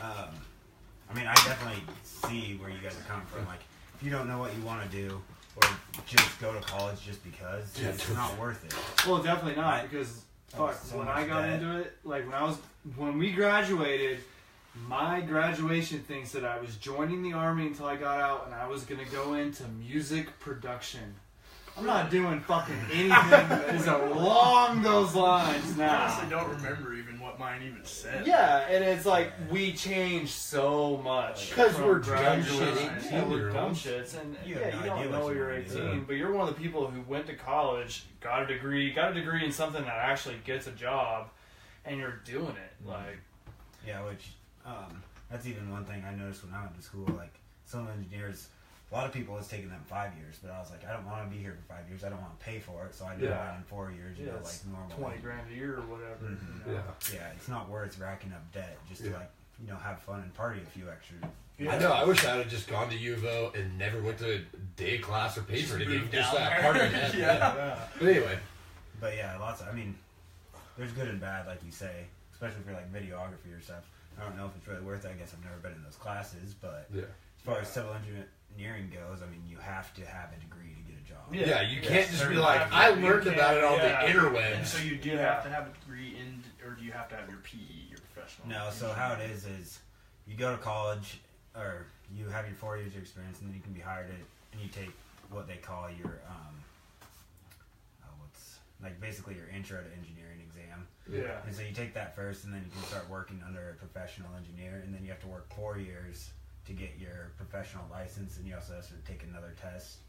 And so once you finally get through all that, then you have your professional, and you can design all your stuff, and like you stamp it and say it's good. So Yeah. basically, you can be sued if something's Yeah. messed up or whatever. But But that's really interesting. Legalities behind it. Yeah. So I've got a question because this is one that'll tie it to the YouTube era of media and information. So Dan Piper, another good friend of ours, actually made me a bet, shook my hand, $30,000 he bet me that I could not take 4 years and YouTube and go past the engineering test, essentially. Which I was like, I mean, I didn't think about it for like even 2 seconds because I was like, dude, I suck at math. Like, I would be so That's screwed. one field where I'd be like, no, you probably Yeah, could. and that's what he had to say was like, I don't think without a professor So being yeah, able to like, really like explain hone it, yeah. some of this shit in, Yeah, the like, mathematical especially for a thing, guy yeah. that has no idea. Yeah. Like he was like, I don't think you could, and I was like, oh. And see, I mean, Well, of course, you're going to say, fuck you, What I'm do you going to do it think anyway. about on that though, I think like engineering is just a different field. And there's a lot of degrees out there that you could spend 4 years watching YouTube and Googling shit and be able to get it. Yeah. No, I don't think most- engineering, no. Well, I mean, I think, like, there might be people that, obviously, you There can't, might be because somebody you who can't could fucking do get a it, degree, but- or you can't get a job without a degree. But there's people that, you know, might be able to learn, but Oh, yeah, that's I'm like sure yeah, somebody an can nth, do it. but- yeah, they're an nth degree of, like, Yeah. compared to internet marketing, any dipshit that breathes can, you know, go on and figure out how to do sales funnels. Yeah, It's right. true. Sorry, anybody out there that has a marketing degree. No, I'm just, Hey, that's what No. I wanted to go to school for after Yeah. after I I'm not saying it Yeah. doesn't work. I'm just saying decided I needed anybody my can first learn degree. it. Anybody can learn it Yeah. if they put. I'm not that fucking smart, and I'm learning all of these things because I spend Well, my yeah, that's time how I've been doing doing. I've it. been reading books about marketing and finance and business nonstop, and Yeah. I'm getting a pretty good knowledge. I wouldn't say that I have the same knowledge as somebody who went to school. Well, no, but the there pedigree is- there too. Like having a there- degree, obviously, I can't walk into VaynerMedia. Yeah. Like pay me $100,000 But a year to I market. definitely but think for somebody you can learn who's like us, who's trying to do their own startups and do it yourself, Yeah. there's definitely you can get online and read enough to be able to do it yourself. That's what. It That's what might I'm not thinking. be enough to get I a wouldn't degree, say but marketers it might- are stupid, but it's I'm probably saying enough to do it yourself. That's You that's know. what I was getting at. I'm not saying It marketers doesn't. are Yeah, wrong. it doesn't justify the matters. Yeah. $60,000-$80,000 that you just spent. Mm-hmm. You know. Yeah. And a lot of times you're just paying for the connections. Honestly, you go to college and you meet people, right? And that's what I was thinking. I was like, I wonder if that $25,000 I spent on college got me any connections. And I'm like, I fucking hope so. I hope down the line, I'm like, oh yeah, I took a class with you. Yeah. So I just spent $25,000 to basically I go. went to you though. Right? Fucking Chip Kelly. Yeah, exactly. This UCLA ass, the motherfucker. But yeah. See how much I follow sports. Yeah. Oh my god. So, anyways, Kyle, right out of college, Yeah. Yeah. got a Yeah, job you got a job right in away. your field. Well, there's lots of jobs opening, which is nice. It's probably A lot of there's probably construction a lot going on of now, opening so, for yeah. engineering. It's definitely on the upswing. I mean, we're busy, really busy in our office. So you work out of LeGrand, right? Yep. What company is it? I work for Anderson Perry, which is just a civil engineering firm there, Okay. and we actually have 3 offices, one in Walla Walla and one in Redmond, but our biggest one's in LeGrand, where I work. So what kind of stuff are you generally doing, like project wise? So like civil engineers, I mean, basically all your water, sewer, transportation, irrigation. I'm just thinking of Pineapple Express. Design septic My tanks second for favorite civil playgrounds. engineer. Little kids can take shits. Yeah, so that's what like civil engineers do, but actually what I do is a bunch of stream restoration irrigation work. Okay. So, I mean, way over my head. there's lots of money going in right now to Yeah. keep water in the stream for like the fish. Yeah. Or like learn how to improve irrigation. So like you can take the same or like smaller amount of water and get the same crop yield. Yeah, crop Yeah. yield. Okay. So that's a lot of the stuff I do. I do help with a few like sewer or Yeah. wastewater projects and various Okay. things here. But Okay. How do you like it? Do you want to like get into designing other stuff, or do you like? as far as engineering goes, I think stream restoration is where I Where would it's be. at. Yeah. I mean, especially just because I do like outdoors and I get out of the office Yeah. a little more in that. Well, not and as much as especially I'd in like. that area, I would think there'd be Mhm. a pretty big demand for it. Yeah. Yeah. With how much like farming Mhm. goes on there, you know. Yeah. Irrigation's a big thing. Well, talking about wastewater, this is really interesting to tie into because basically, so I work at I do a precast and we build precast molds for wastewater treatment plants. Like Yeah. we just did a 144-inch concrete piping for the wastewater treatment plant in Nampa. So like we build a lot of stuff and we have to have engineer drawings that we can't like the rebar has to be exact same place for structural support on Yeah. X, Y, and Z and like me and the guy building it, it's like, sure, okay, we'll go with that. Guess it'll hold. Yeah. Yeah, we'll go with that drawing because that's what you give us. But that's where we tie in. Like, I deal with prints every day when I see them at work. Yeah, and that's basically what we produce, is just Yeah. plans that the contractors Yeah. look at. And I spend my days bitching out engineers. lots of Yeah, exactly. I'm looking at plans Lots like, of what the people do. fuck Most is this? most Why construction the- workers, Yeah, right. yeah, most construction workers will talk shit on engineers. You I can go to know, any right? job Yeah. site. Oh, These God. fucking idiots. I have a video that's saved to my Snapchat of us trying to open a back door and it's hitting the fucking can light, the jelly jar, Oh. because you put it on the wrong side. But It's funny because lots of stuff like we design, we look at and like theoretically we'll like look at something and be like, oh, this should work, but then we're like, can they construct it? Or Yeah, it can work they that actually way? go Yeah. through and is it price efficient? Yeah, That's exactly. the other thing. Let's make it be safe because obviously you got to do safety parameters. But is it going to be cost efficient? Because a contractor is going to be like, fuck that, I don't want to put in this extra time, effort, and money into something that's not going to yield me, yeah. an ROI essentially. Yeah. So what's Dan up to? I haven't seen Dan in a while. Dan is Dan's he's another working kid who on- got an engineering degree. another civil engineer went to University of Yeah, UP. And he pretty much right out of college got a job working at SAPA, which is a aluminum remelt manufacturing plant. Better go get them dogs. Yeah. Kids are getting rowdy. Kodak, you little dick. But so he, I would butcher probably his like Job job description. title or Yeah. description, but I think he kind of oversees a lot of just the overall numbers as far as what's coming in and out, and then what Kind of the plant needs manager done, situation. and what like he is not technically the plant manager, but he is very like low or close in line with that guy, and is like he has his hand in a lot of things over there. So yeah, for sure, right out of college has an awesome job that is definitely in like managerial spot, and is exactly. set up for within the next couple of years probably Yeah. to be that plant manager and to be the top of the guy of the food chain in that plant. So that's awesome for himself. Yeah, he's doing great. Yeah, that's Bought a cool. house actually. I think Yeah. bought a house in the Dalles, and so he's got that was a kid I always liked a lot during Yeah. high school. Dan's a cool Yeah. motherfucker. And he's the type of kid that I think he'd probably even tell you yourself. He had great scholarship to school, and he himself wasn't sure he wanted to go to college. Like he was, I remember had talking a about great it. scholarship, and Yeah. he was like, I don't know if this is what He's I a want. And so really smart He's- kid. yeah. he's very very smart. very smart kid. Yeah, I always liked Dan a lot. He was cool because we sat at the same table in AP English, and we were like the two kids that were like this class kind of fucking sucks. Like I had that with him, and then we went to chemistry right after that. I remember he was one of the kids who drank off my bottle of vodka on the last day of junior year.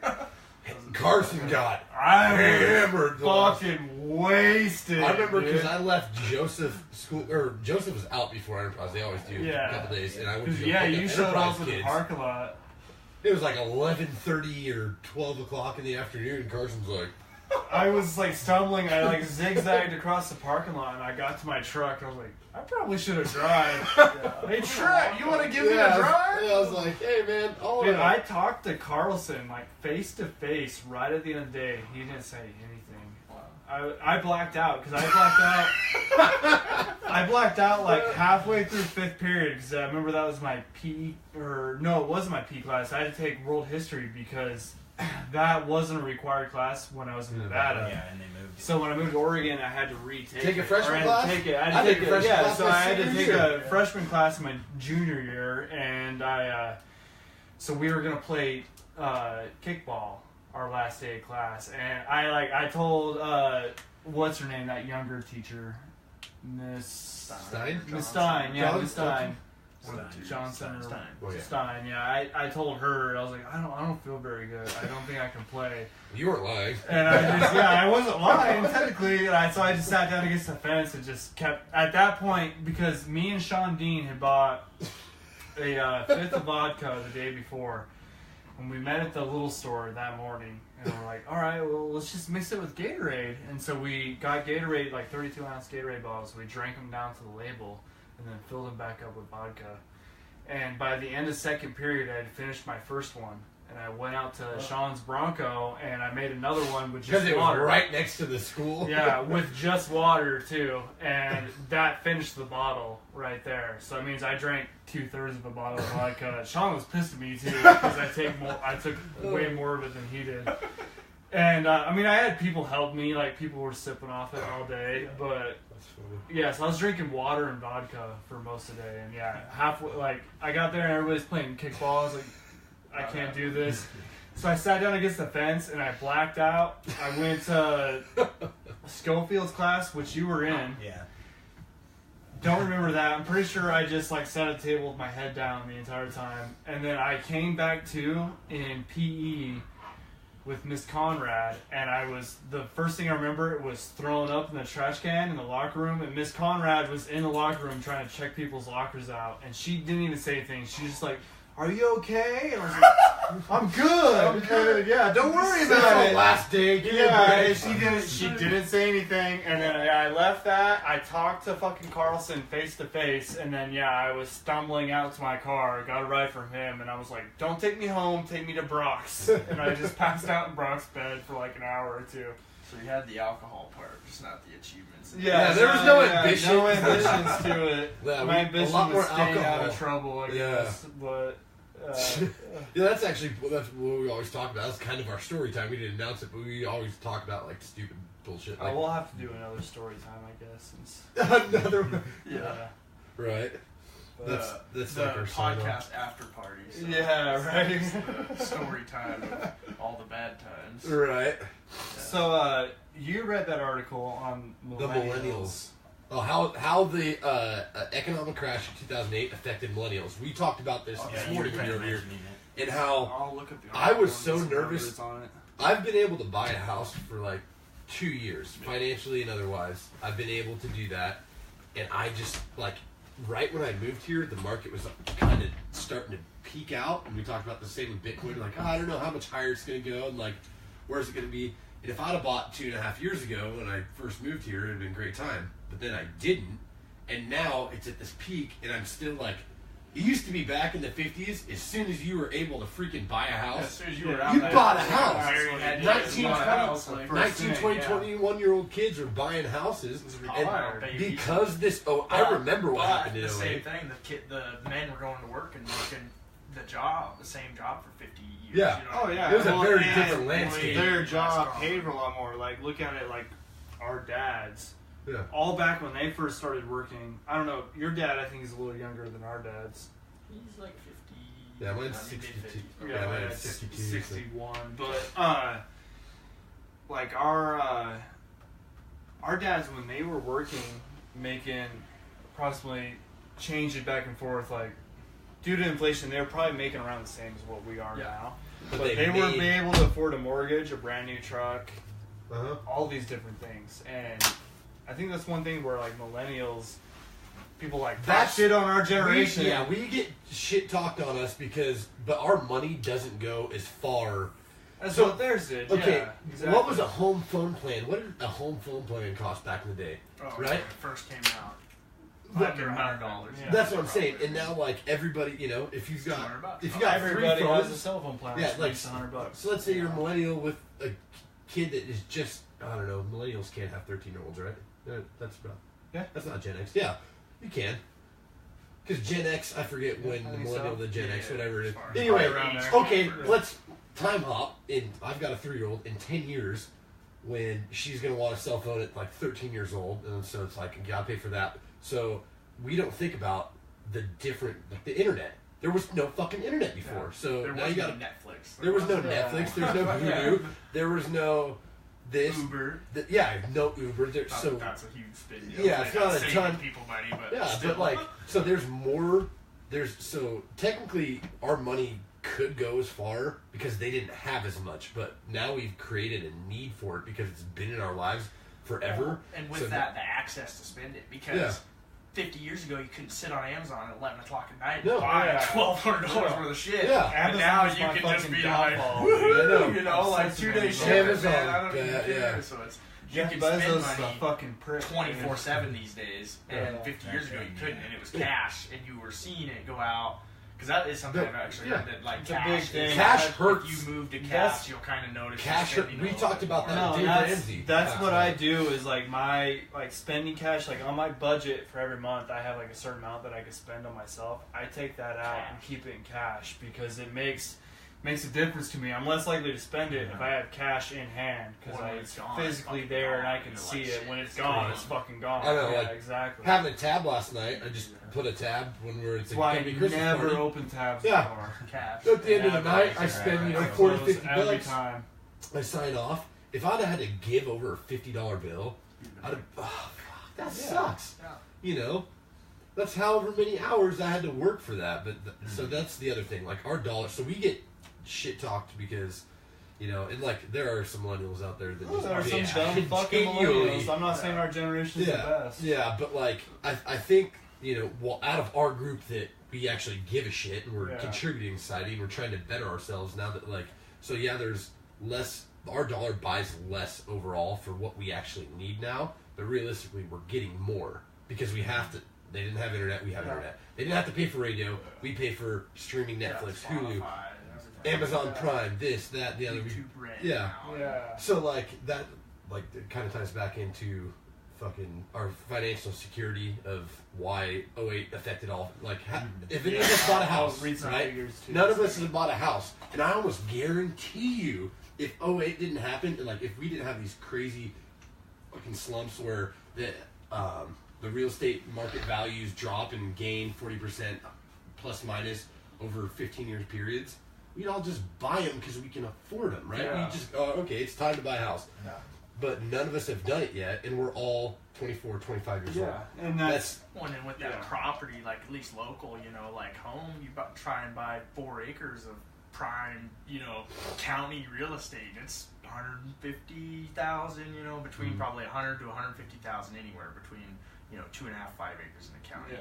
Like valley ground, at least. You get out on the outskirts, you can find a lot more land for cheaper. But it's like that's a big investment Yeah. for just land. Yeah, and just literally land, you just have the to build on spot that. I'm putting the fucking house, Yeah. and I'm gonna be into it 120 G's. Yeah. Wow. Yeah, exactly. And that's, you know, that's why I think that the article that you're pulling up right now, Oh yeah, we'll go into it. it's like nailed it. And we were talking about that with Bitcoin. If when I first started investing, it was like $5,000. If I'd have put every single dollar I made, because honestly, like we could live off of Mandalin's earnings. I wouldn't need any of my money, and we could pay all of our bills and live a pretty okay, decent life, whatever. Get by. We'd get by. We'd get paycheck to paycheck life. And if I just put every dollar, I would have made like fucking thousands, like tens of thousands of Oh dollars. no, if you would have, put Yeah. into Bitcoin that long ago, you'd be Well, a fucking. And never Well, sold. not even that. Even when I just got in at Yeah, $5,000, if I'd have just been like, if I got a paycheck, you know, like every week I get X amount of money. If I'd have taken that every Friday and just put it into my fucking Coinbase, literally Yeah. every single Friday, I'd have made tens of thousands of dollars on that. But I didn't because I'm playing it safe. I could have afforded it, and honestly, like looking back, I wish I had just been like, fuck it, you know, yeah. Yeah. Hey, Mandolin, I hope you don't carry your data loser that doesn't bring any money in Yeah. because I'm trying to, you know, build that. Eventually, Yeah. Well, and that's something I was going to talk about because, like, with this millennial, and I want you to explain what this article has to do with, like, the actual affecting us where, like, they think millennials aren't buying. But with the millennial thing, you always hear, about these people that are like, I just want this and I want that, and I don't want to work a bullshit job, and I want to be happy, and I want to fucking pay all my bills, and I want to have the things I want, and it's like all these things and these wants and these desires, and it's like we talk about just going and doing it. It's like, if you think like, oh, well, I'll just start my own business, I'll be an entrepreneur, I'll work for myself, and that'll be it. Like, that's not going to be any easier. If you think if your life's pathetic right now and you're like, I can't do anything, trying to step outside of that and make it on your own is not going to be easier. It's not going to come more natural. It may be more rewarding, and like I talked about, like I'm ruined. I'll never want to go back to work for like a normal job because I couldn't even imagine it. Like if a boss looked at me and said something like a dick, I'd just thought, I'm not putting up with that. Like I don't need to, like, anyways, but. It's so weird. I just want to say that, like, if JR be a filmmaker, I know, right? It's so like, man, you would have been picking on photographers. I know. That's what I told him. The guy taking the cool photos. He's taking pictures of our engagement photos. Yeah, I'm right? like, dude, JR, I never would have thought that JR was taking. Because JR's sitting there, this is for your viewing pleasure.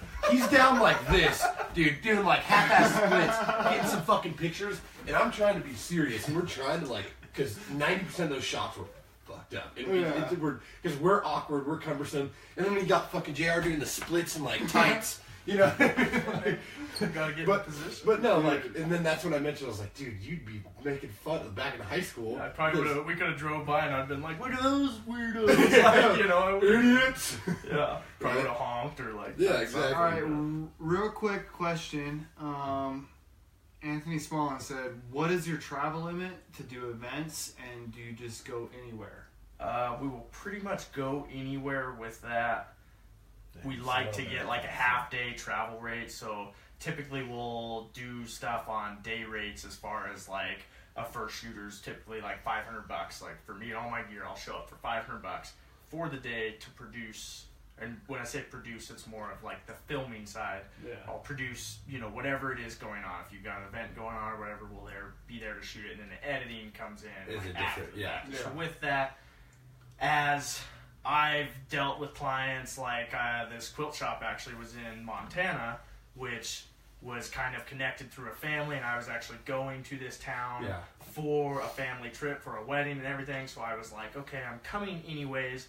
How do I want to book the gig and I want to build this business for my travel, but at the same time she knows that I'm coming for a family visit as well. And so I kind of told her, like, ultimately I am coming anyways, I'll just break it one way with you. So I charged her 53.5 cents, which is the IRS mandated travel per diem per mile essentially. And so I did the trip from Enterprise there one way, and it ended up being like $360 of travel expense. And I only calculated one way because I was going anyways. And so with that, I gave her a little bit of deal. And with that, if we're driving, most of the time, just go off the 53.5 cents a mile. So you can calculate that, pump it into Enterprise to wherever you're at. Yeah, exactly. Google Maps is easy as that. And then with that, it's cheaper to fly most of the time. Like I was looking at, a trip to Seattle, like I could buy a plane ticket for like $150 round trip. Sometimes $99. If you fly certain areas, stuff, you just go. So it's like in an instant like that, I would just fly, and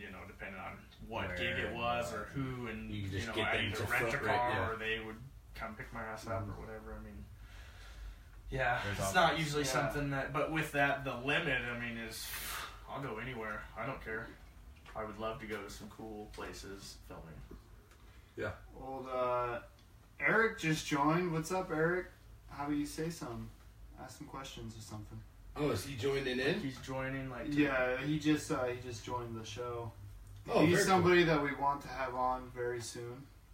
Yeah. Oh, is he on? He was just a second ago. Oh.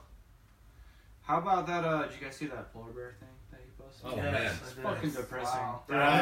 It's just like that's powerful. That's one of the saddest things I've ever seen. That's what I was talking earlier about being able to inflect emotion with video. Like, there's probably no brides listening to this right now, but I'm gonna give this sales pitch anyways because I'm passionate about it. Like, wedding photography is a huge market. Like, it's probably like the first or second thing that brides book. Almost guaranteed. Like, the wedding photographer is immediately like one of the first things. The very first thing she asked, she was like, "Do you know anybody that does it?" And I was like, "Well, yeah." Yeah. you know, The fucking high school. photos, Yeah, exactly. videos, High school where buddy it's of at, mine, right? Like, so I mentioned you obviously, like the very first thing, and that was before she talked about catering, before she talked about the logistics of getting up to the McCall, flowers, the the colors, flowers, anything. nothing. She said, Who's there? I want a film, and she, not just pictures. She's like, I want a film. And I was See, like, and so perfect. she is definitely a bride that sees it and sees that value in it. So when we do film and make a And then badass when you- fucking video, yeah. we're gonna put her on mic and just be like, you know, Yeah. like explain basically the What- value that you get out of that video. And like, It'd be cool like- after she watches the end too. oh, and I should have done Introduction. it with Jesse. So actually, with the boss wedding, I invited him over to the house and we put it on the big screen with like backlit LED, shut all the lights There you off. go. I've got car subs actually hooked up to my TV. It's a legitimate like sound system, and so played it full res, you know, from the computer onto the big screen for him, so that I truly got to experience it like for the best. Yeah, the right best there. And then production with that, quality. Yeah, I got to watch and experience, you know, like and seeing her react. yeah, and see their reaction. That meant a lot. And so, but just to go into that, like the emotion that you can inflict with video, like Is being county, you know, people watching that Voss wedding, the first 2 minutes, I think it will like connect, Resonate. like literally, Oh, resonate yeah. with It does. everybody that It lives in that does. county and that loves that place. They can feel like, yeah, oh, we love this place. Like I wouldn't want to Yeah. leave. I don't want to be No, it's- like that guy worked 30 years to get back here. Like Yeah, that's yeah, powerful. That And speaks. her husband, the guy he was marrying, you know, is a very, he doesn't have the 30 years to work to get back, but you know, is a very county born and bred, loves the Yeah. county. So it's like to be able to give them that emotion, to be able to show them the parents, the sound in their voices, they say these great things about them and their family, and to show, you know, the video of a however old grandma and her wrinkly hand with her wedding ring, and you know her dancing out at the dance floor of her wedding, of that wedding, and her dancing with her dad and Yeah. the mom, and it's like these people that are older than us and will go, like they are going to die. Yeah. So it's like, as much as, you know, it's like we all die, it's like if you have a video of your grandma on your wedding day helping you get your dress Yeah. on and your That's- veil and sit, you it's know, it's like unending. that You know, emotion it's gonna is carry on. just, you can watch it literally every year on your anniversary, and every year it's probably going to No, I'm still totally give you with that you. I emotion. loved Like, it. It like it really hit with me because not only it's where I consider home. You know, I lived there on and off throughout my life. I fucking love the county, and you know, Will Voss is a friend that I hung out with in high school, and it's it speaks to you. Yeah. Like I love that. and that, like, you know, wedding photos, and not to discredit wedding photographers, because by all means I want to be one, you know, I would love to go only shoot wedding photos, but with that, if I ever You have talk a to a new bride, I'm idea. always going to be trying to upsell the for video. the video, because the No, video that's is that's so powerful. Yeah. Just, it's so much more powerful, and the price difference, a lot of brides, they'll just be like, wow, like this is already an expensive day, you know, $4,000 or so for a wedding. But film you have it is for expensive. life. It is life. 4K, that is not, like, literally your eye is not going to not see it just like that. Like, Will and Jesse Voss watching that wedding film for the first time, they will see that film in that quality, if not better quality, bigger screens, higher quality images, you know, whatever. Our eyes are degrading though, so it's like the screen gets better and your eyes are just not going to be able to see it as clear. Yeah. So that video, she will watch for the next 80 years in the same freaking quality, and like that's insane. And like her kids will be able to watch it because we can store. No, that's exactly. We can That's it. store information on, you know, the cloud and a cell phone and a, you know, like all these places, and it can be stored and backed up and shared, and it's just the transformation of info and that file and how, like, the longevity of it is literally future proof. Everybody that exists on this planet until it is destroyed, until Well, you know, not- an EMP yeah. or some shit happens, like that video has value and can inflict emotion. I'm like, Yeah. that is way more powerful than hanging a photo No, of your yeah. wedding on the wall. Yeah, Absolutely. definitely. So No, totally that's with you. that was like the one thing when she first talked about getting videography. Before I even thought that about you guys, she's like, "Oh, what's videography?" I'm like, "Oh, that's a lot of money." But when you think, how much money do you spend on a car that you only have for 4 years? Yeah. Right. I mean, granted, you use it every day, whatever. But like, you only have that for a limited amount of time. Something that you'll have forever that you'll be able to show your kids, your and it has grandkids. emotion, that has sentimental value. Like Sentimental value. value, way The beyond sentimental that. value of that is so much further and better than a photo. It's there like was- if it Well, a burns, photo can't inflict that emotion. it Like can. it can't. Looking at it can make you happy. It can be a beautiful photo, Yeah. but it'll never be the same. never be like No. the sound of a voice or Exactly. the sight of a smile. Like a living, Yeah, Well, breathing as the it smile. went from nothing to a smile Yes. like that alone. Yeah, That okay. motion is so powerful. When you think about it, if you think in your mind, like thinking about memories, can you remember somebody's voice? Well, that's what. kind of, but not Well, really. You but can, like, remember yeah, the you'll soft never- tone or- you'll You never- speak it in your liked voice. it. Yeah, you'll never like fully Yeah. get that back. Yeah. That's Yeah. something that's totally It's irreplaceable. unique, and it's One thing that I noticed, like after my grandpa passed away, my cousin got these books of like all his photos like made. Yeah. And I was looking at these, and I was like, these are awesome. Like seeing all the photos of him being in like, Yeah. high school in the Navy. yeah, But then you think about it, our day and What we're age, gonna have. yeah. we're gonna have videos from when Yeah, we're gonna have this videos. age, You can Oh, yeah. actually and when see we're all 80 his years old.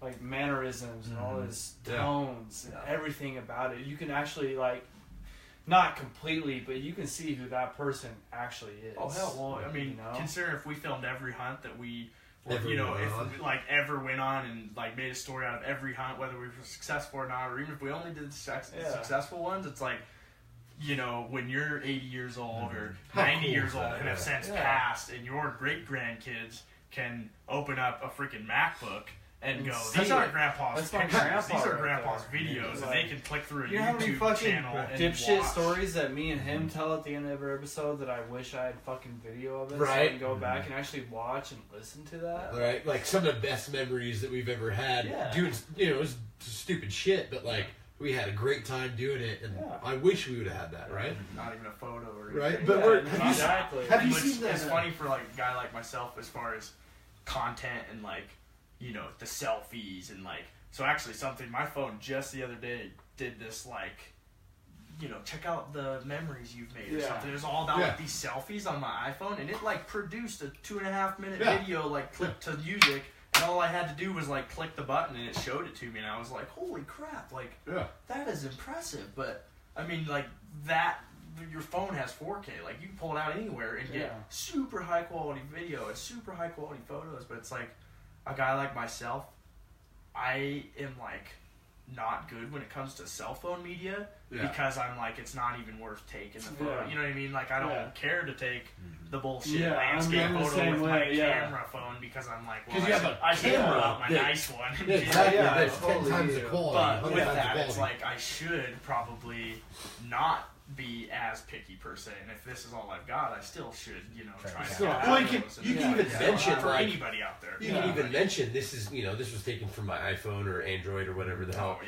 yeah. and just be like, but this is like you're not always gonna have your camera on you. No, Yeah. like a lot of times you do, like it might be in your car, but a lot of times you're just gonna be out and you see something like, wow, that's a beautiful setting. Well, your phone, you know, it might only be 12 megapixels, but it'll get. Yeah, You at know, least it'll- it's a photo. Yeah, exactly. And I do. Like, it's not like I don't take pictures with myself But or it's- whatever, but it's just. Yeah. Less Definitely like- there are times especially when I'm with like, oh, that's photographers. pretty. Oh, I yeah. should stop and get a Yeah. photo. And I'm like, yeah, but if I stop, I'm going to be there for like an hour because I can't just fucking go click. You Take know, one like, pic and be yeah. good, yeah. But that's always the when you want or when somebody wants photos taken, they're like, well, I only need like 10 or 15.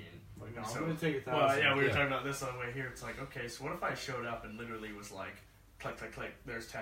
See ya, you know, like. And 5 of them sucked. Right, yeah. like, oh, and sorry you blinked. You said you only wanted 10, you know, because it's like, well, I wanted 10 winners. It's like, oh, okay, so when I bill you and I charge you this much, $1,500. this is Pictures. because I plan on coming and taking 10, you know, 1,000 photos to get those Yeah, 15 you took. winners. Yeah. Oh, 1,000, well, yeah, yeah, that's 1,500. just like, That's yeah, and we got maybe 20. Like, No, you guys got like 100.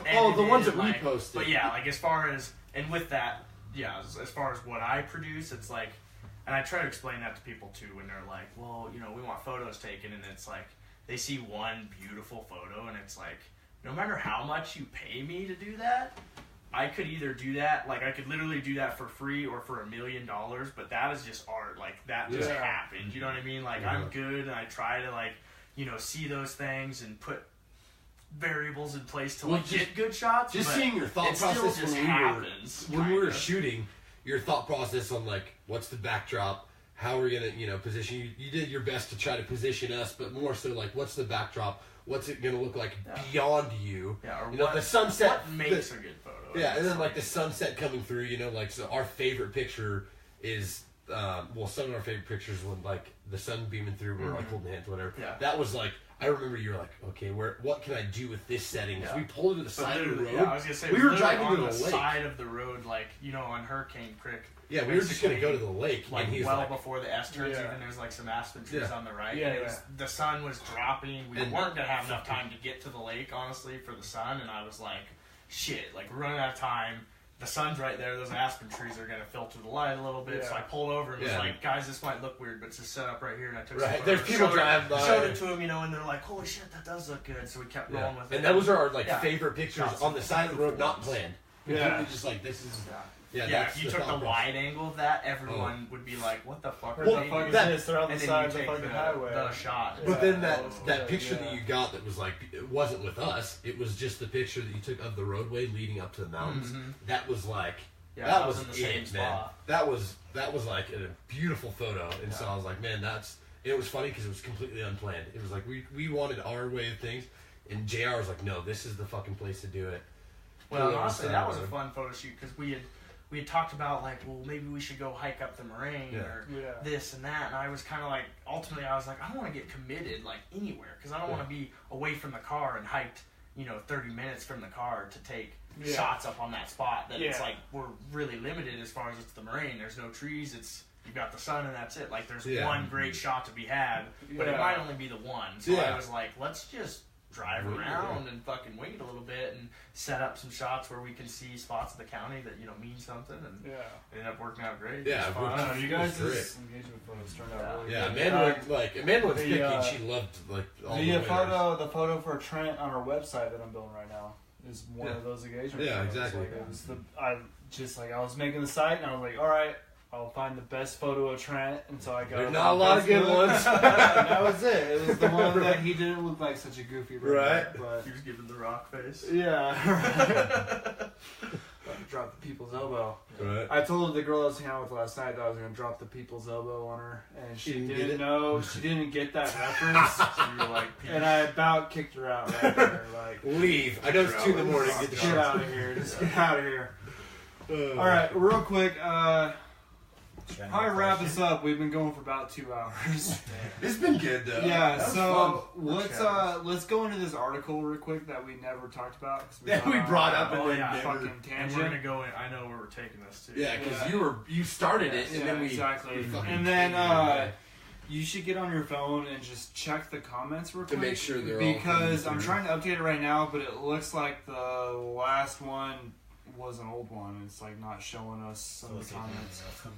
Yeah, so let's see if anything else comes up for sure. But Hey, more selling shoes. Nice. Dude, this is like this offer up, or I'm gonna plug this for all you motherfuckers out there.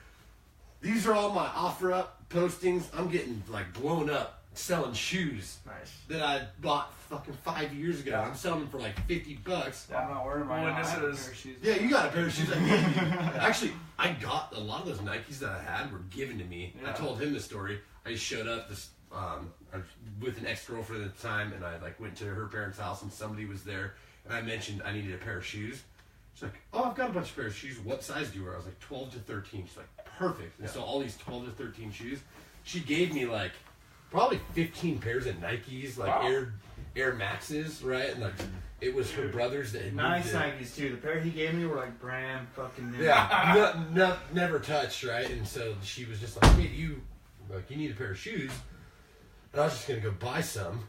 I mentioned in passing completely, and she's like, "I've got she said I've got a few," and she went to her house down the road and came back with 15 pairs of like brand new Air Maxes, right? Wow. So all those Air Maxes that I had were given to me. Yeah. So it's funny. 100%. My ROI is literally ridiculous right now, and this is how many just since this morning, since I've had 15 messages. Yeah.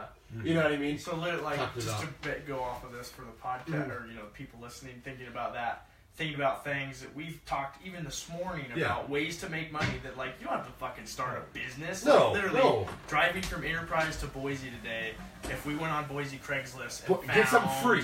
Found either something free, something cheap. Hell, my car, I drove, well, in this, I didn't drive all the way to Pennsylvania to buy the car because it was a good deal, but my car, an all-wheel drive Subaru, on the East Coast is valued at like $10,000 less. Like, literally, my car selling in Portland was like a $32,000 car, and in Pennsylvania it was $24,000. So I fucking bought it in Pennsylvania and drove that bitch all the way here. And it's like, That's a fun drive anyway. Yeah, Like, right. That's something I'll Fucking never forget. Cross-country trip and an STI. That's the way Right? to fucking That's do it. that's cool. That's JR's funny. I didn't know car that. is badass. He's a fucker. I hate him. but I drive it like I stole it, so that's all that matters. Yeah, that's Right. all. Well, I mean, if you're driving an STI, you gotta drive. If you ain't first, you're last. Look at Cars, Riley. generally He's have to got drive it. Frankensubi 2.0. Right. That's because he had that black WRX that he had. Yeah. He just fucking trashed it. Destroyed But it it. still lived. No matter what he did to it, that car still ran. So we call it the Frankensubi. No. Now he's got The this white STI one, that he's trashing, and so it's the Frankensubi 2.0. No. Tough cars. But Yeah. with that, anyways, where we're going, just, you don't have to be brilliant to make money. And No, like something absolutely. Just I've heard you effort. guys, Yeah. what do you call it as far as income on the side? Side Like, so hustle. you've got your job.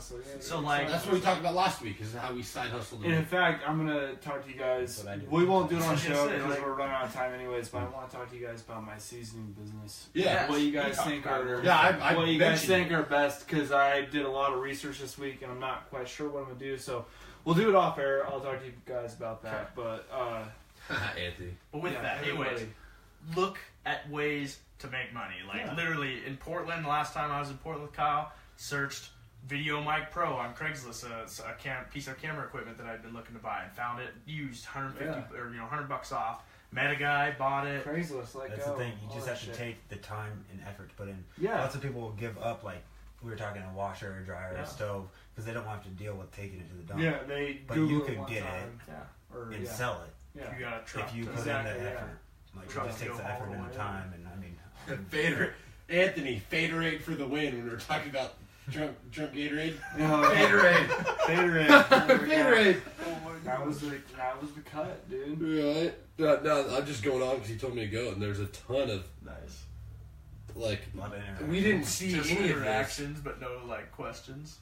Well, yes and no. Well, Question people are trying to asked, trade fantasy players on our. Yeah, that one was most of it is fucking Breed and Devon. Right.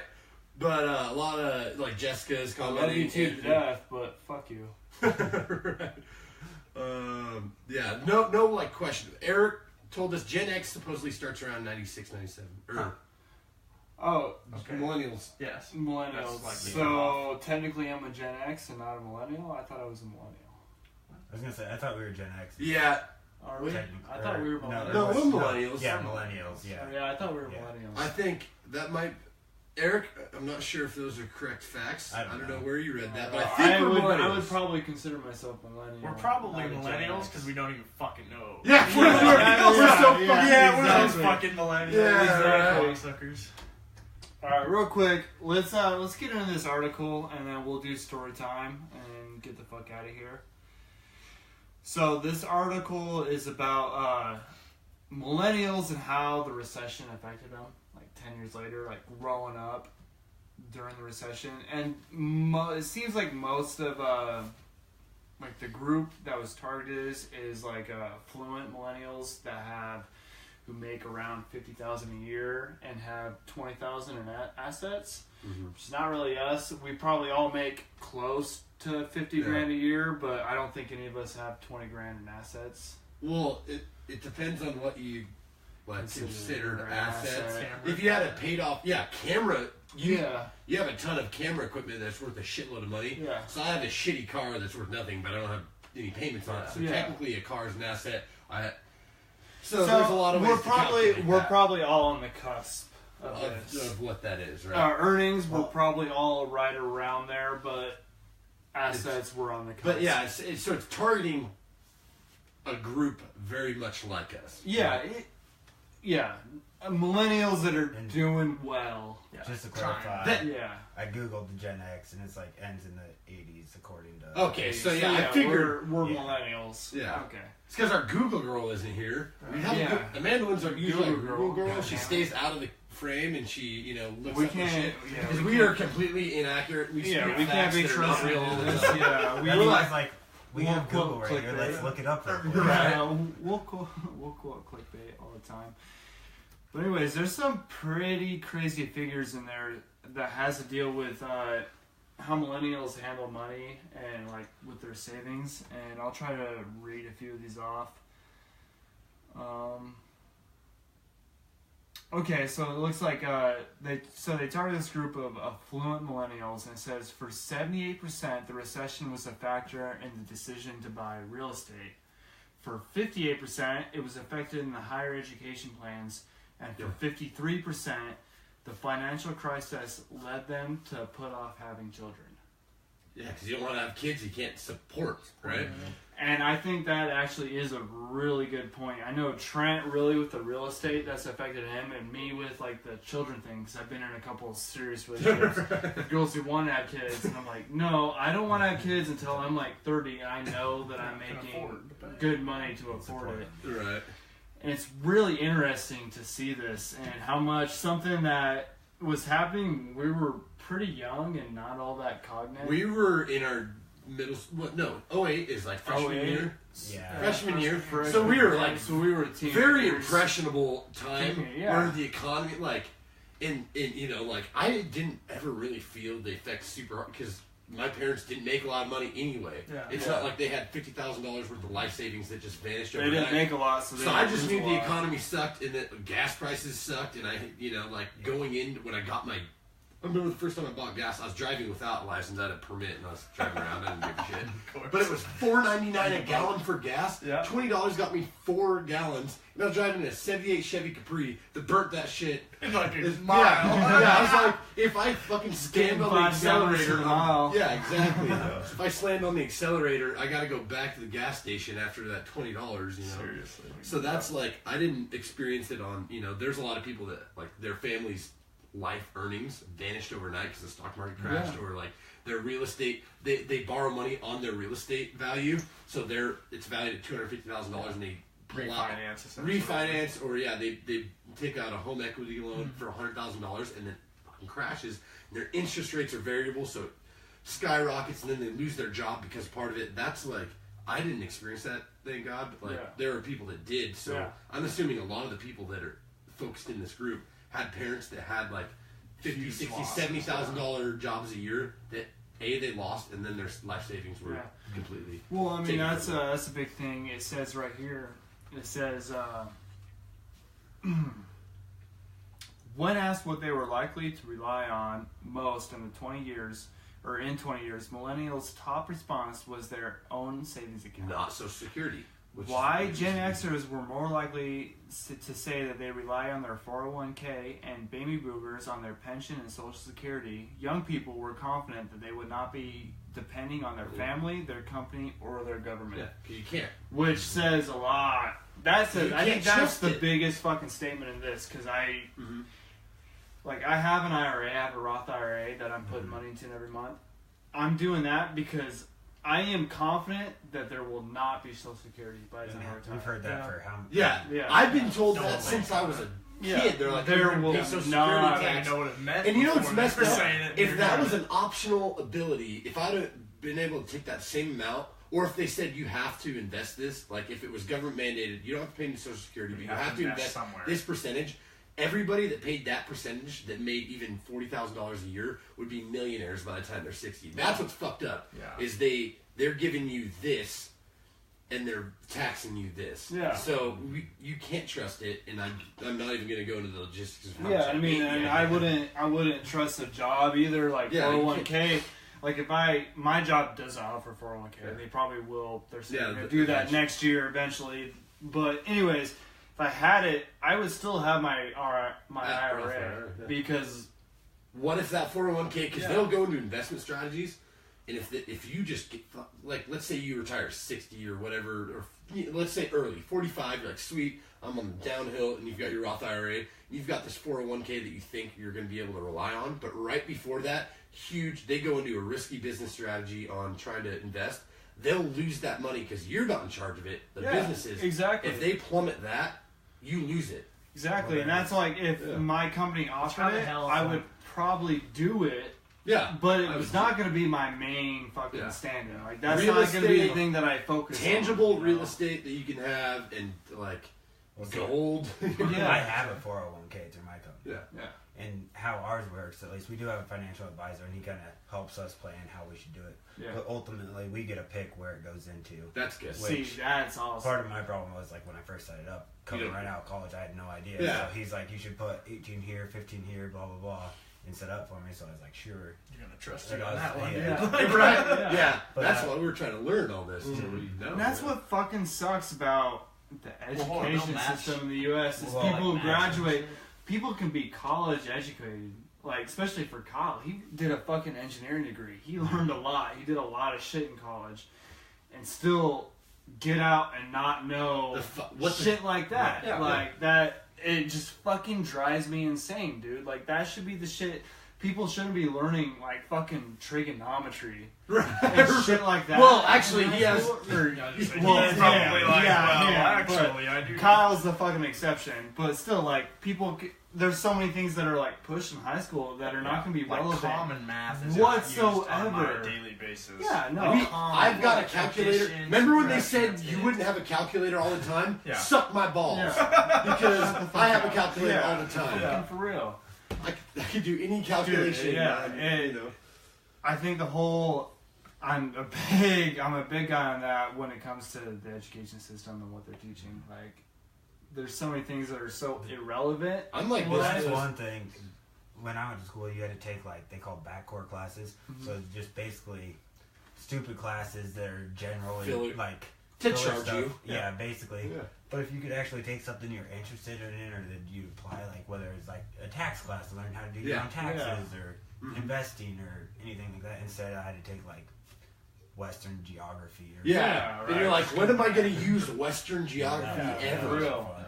You know, or like they make you take a certain amount of arts and letters to, you know, whatever. And so you're like, okay, I either got to learn a language. Like a lot of times, if you get a BA, you got a BS, so it didn't affect you. But if you have a BA, you have to have a language or some sort. It's like language is incredibly important. I'm actually slowly learning Spanish, like with this guy Adrian at work.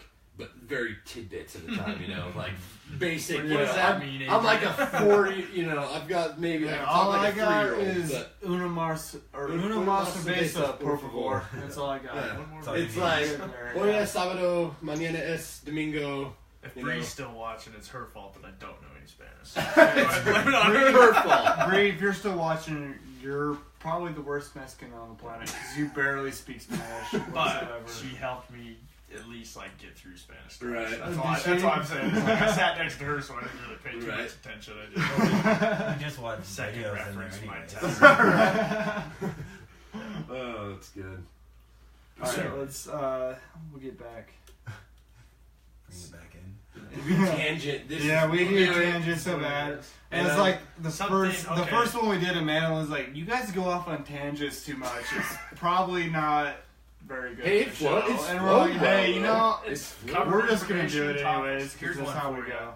As a little, probably a very viral way of looking at an investment, but as myself, thinking about like what I could bring to the table that would be a tangible item, being like a landscape photo, for instance, a photo, you know, that maybe is as big as that flag you can print and sell or put on your wall. Yeah. Something like that for me is where I'm like literally looking at it in a sense of I could spend $100 to get something printed and then potentially have like a $400 value to it. Yeah. Yeah. Or I could put that $100 bill in the bank And at it bullshit never gains percentage, anything. and it No, never but gains yeah, anything. you're So gonna it's like honestly with that to me, like inflation, that's you're how gonna lose I money. looked at it. Is like I should just buy It's- a bunch of prints. It's tangible get 'em, ROI. You know, in my inventory, and I have them, and I can take photos of them, and you know, different And- malls and whatever, and try well, and that sell goes- them. And if they sell, I make money. And if That's they don't, like the liquidity issue of that. We talked about liquidity.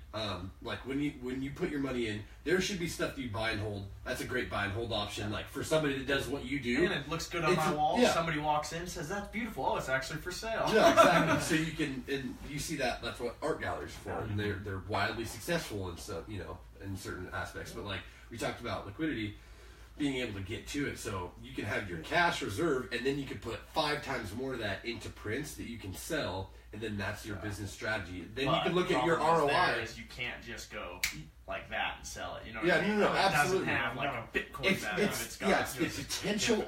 It's the potential ROI, but then you have to look at time, how long it took, whatever. But it's still like from somebody in your field, if you have $100 and you don't have to spend it on bills. If you have nothing else to put it into, put it into a print. And you'll sell it. Or put it into another piece of gear that can get you that's another production. That's an even better ROI. That's a tangible ROI, or that's an analytic ROI, because you can say, oh, this camera did better, and now I'm making this many views or whatever. Do you guys do anything in like do you do any investing, any IRAs or mutual funds? On this show, I wanted you to buy $50 worth of Bitcoin. So, I don't know if we'll do it on the show just because of the time of me down all the shit. But with talking about what we've talked about, the inaction and like this article of talking about how millennials are like screwed and safe and like are afraid to commit when it comes to things like that. It's like I told Trent, I was like, I'm not afraid of missing, or I'm not really afraid of investing in it. I'm afraid of missing out. Like looking back now and being like, you could have made millions. It's like, if somebody would have told, obviously, if anybody could smack you silly and say you're missing out, you're gonna make millions. But it's like, to invest $50, like if I put some skin in that game, I'm gonna start looking. And we're very much alike in the sense of when you're in, you're all in. It's like we think very much alike in the sense of if you put your mind to it, there's nothing in the world that's going to stop you from succeeding, completing, and doing that. And so it's like, fuck it, I'll spend $50 today and invest in Bitcoin or some other, cryptocurrency as my first step into it. And I'll be the first to say that like I'm probably the worst investment or like savings. Like literally I joke about my plan for retirement is just to die young, because I don't plan on freaking living past 60 years old and having to deal with that shit. It's like fuck. That's how it was when I set up my IRA and I was having to predict how much that I would need yearly for how many years, and I was like, well, how long am I gonna live? Hell yeah, I ended up 65. How much is beer gonna cost? I ended up doing it for 30 years. Not saying, I was saying retiring at 68, I'll live for 30 years, which let's be real, Carson. Yeah. I know, that's what I was saying. That's on the safe side. That's on the real safe side. And that's what I want to do. I want to do everything on the conservative side, which might tie right back in with this millennial article. Being safe. Is doing everything on the safe side.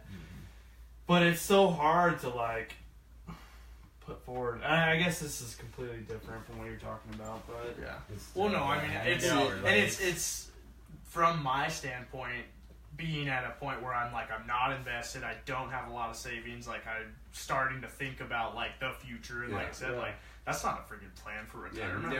You 24 years old think you're adulting, and then you're like, wait, what? There's guys like with IRAs and shit. Like, what? We're talking about retirement at 24. And who knows what our parents did? They probably they might not have even talked about it until they were freaking 30 or some shit. And it's like, but for me, it's become something that it's like, wow, I definitely can't just sit back and be like, fuck, it'll figure itself out. You gotta take steps now. Even if you're broke, right now, you don't want to be this broke when you're 60. None of us. So you might want to look into like millennials not trusting Social Security and not trusting 401ks, like business owned 401ks.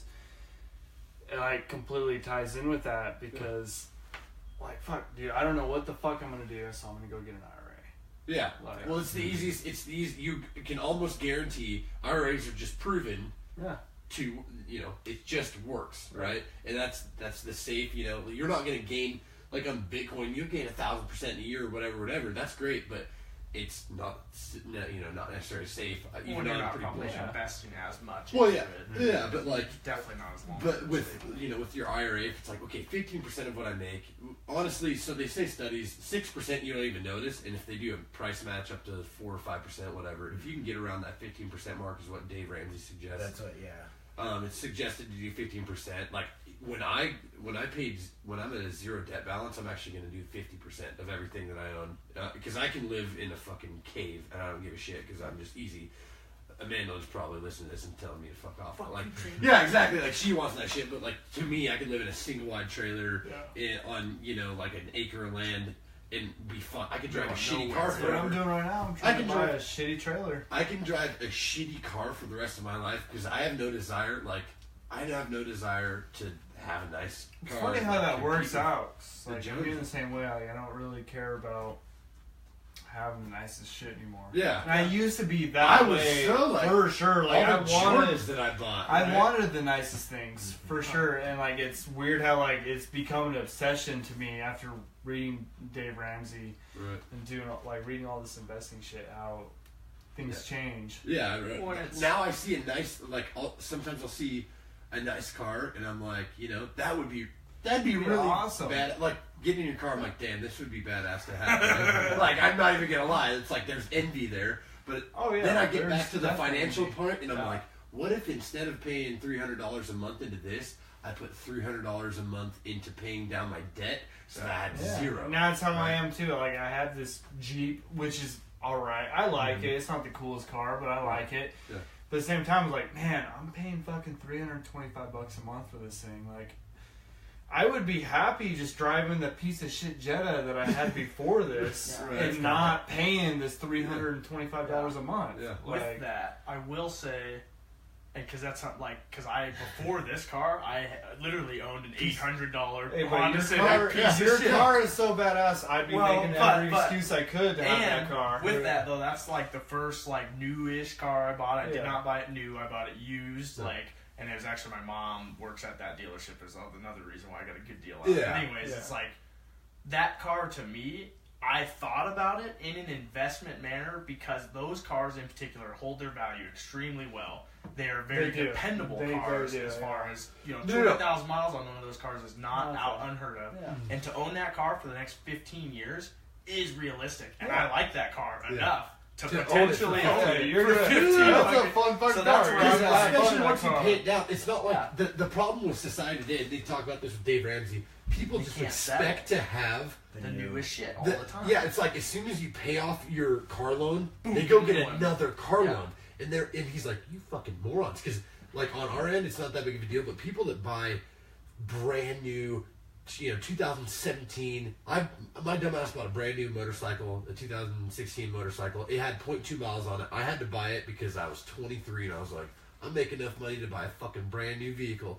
Bitch. Fuck you, yeah, right. And now And you're like fucking 30%. Damn it. 5 degrees outside. I can't ride it half the year here. Yeah. My dumbass is really regretting those $200 payments. Well, and with motorcycles, it's even worse because the motorcycle depreciates. It depreciates more quickly. Well, no, it's the initial depreciation is way faster than cars, but then actually long term, it's a really weird coincidence because I lost. So I paid $1,500 down, and I've been paying on it a year and a half now, ish.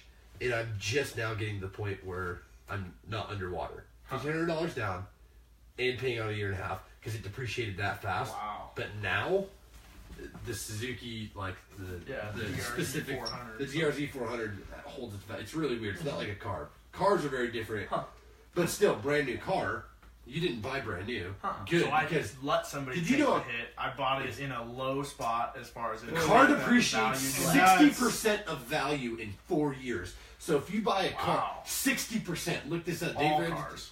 And see, I'm sure there's some that are like, different. I think differently because and that's where when you are going to invest in a car, do some research. Find the ones that hold their value. Toyota Tacoma is always going to hold its value higher than a. But sometimes it's bad because they're more expensive. Well, yeah, and you may pay more. But if you're looking at that new spot, and maybe not the new, but if you buy 10,000 miles on a year-old vehicle that is yeah, it might be high, it might be an expensive vehicle to buy, but if it holds its value, it's But gonna you save be the there brand new in the cost. long You run. save yourself the brand new cost, That, which is big. yeah. But, But like 10 years from now, when that car's paid off and it's still worth 10 G's or something, it's like that's worth something. Whereas if I bought a piece of shit, whatever, and it depreciated so the quick- accent. and you and fucking bought it new for $13,000, and in It's a worth year it's worth $3,000, $3,000, yeah. and you fucking fender bendered it. You're like, Yeah, that's not solid. No, absolutely. But that's what he said. So Dave Ramsey explains how the average millionaire drives a car that's 2 to 4 years old that they buy it when it has 20 to 50,000 miles on it because it's still dependable. Yeah. Right. And that's what people with millions that can afford to buy the best shit, but they see the ROI on buying a brand new. So if you go buy a brand new Honda Civic, and if you do that, you're fucking more. I shouldn't say that because there's probably people that. Yeah. But like, don't do that just when you fucking can buy say a it. You just say it. 2013 For half a lot the less. fucking Yeah. price. Yeah, and I see that with my car. Looking at a car that's a 2015, it's $24,000. It's like I think my monthly payment's 400 and freaking like 60 something. Like it's up there. Yeah. It's like fuck. Like it's definitely a lot of money to pay each month. And I'm looking around at like, well, fuck. There's a 4-door all-wheel drive, like say piece of shit Jetta or something that I could buy for $1,500. Yeah, pretty and much. all the time. I'm like, fuck. I'm gonna sell this car. Dude, that's I just how I love it am with so my much. Jeep. It's like, man, I need to get rid of this. Yeah. But I'm I'm trying the to get same rid way. of Like it. I'm in the middle on Dave Ramsey. Like I agree with them. Like how bad of an investment buying a new car is, but he's all for don't have any kind of loan on it. Like you save up $2,000. Yes. You buy a car for $2,000. You save up, sell that, buy a car for $4,000. Yeah, You exactly. save up, sell It's- that, you buy a build car that for process. $8,000. He I doesn't don't say have- you shouldn't have a badass brand. I don't have the fucking drive for that. I won't. I will probably always have a car payment, but I will never buy a brand new car. Yeah. Because the minute they pull off the lot, they're losing like what 20% of their value. You will see me, like, let's say, I'm not saying I'm going to guarantee be a millionaire. I'm fucking going to try my goddamn best at it. But I'm going to try to be a millionaire. You'll see me in a piece of shit. Like, once I'm able to outright afford a badass car, I'm going to show it off. Oh, I'm yeah. going to be like, hey, guys, check this out. But until then, right before that point, I'm going to still be driving a piece of shit. Yeah. That's going to suck because I don't care. Yeah. Like, people give me shit all the time. Whatever. I won't even care about it. Like, my thing is, I think it's like we're talking about mindset. If I don't care what they think, live like no one else so you can live like no one else. I'd rather, that's where my mindset is.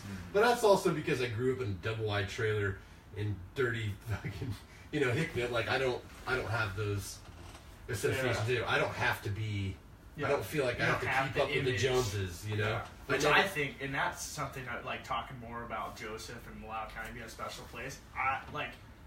Because I went to school in a bigger town, bigger city until 7th grade, moved here in the 8th grade. Like, my sister who graduated back in Pennsylvania had, like, almost 400 kids in her graduating class. So I came from a city where it was like, oh, so-and-so's wearing Abercrombie and Fitch. And and it's like, if you're not fucking dressed to the nines showing up to school, you're not one of the cool kids, and it's like, fuck That's how you. it was when I was in junior high here in Yeah. Boise.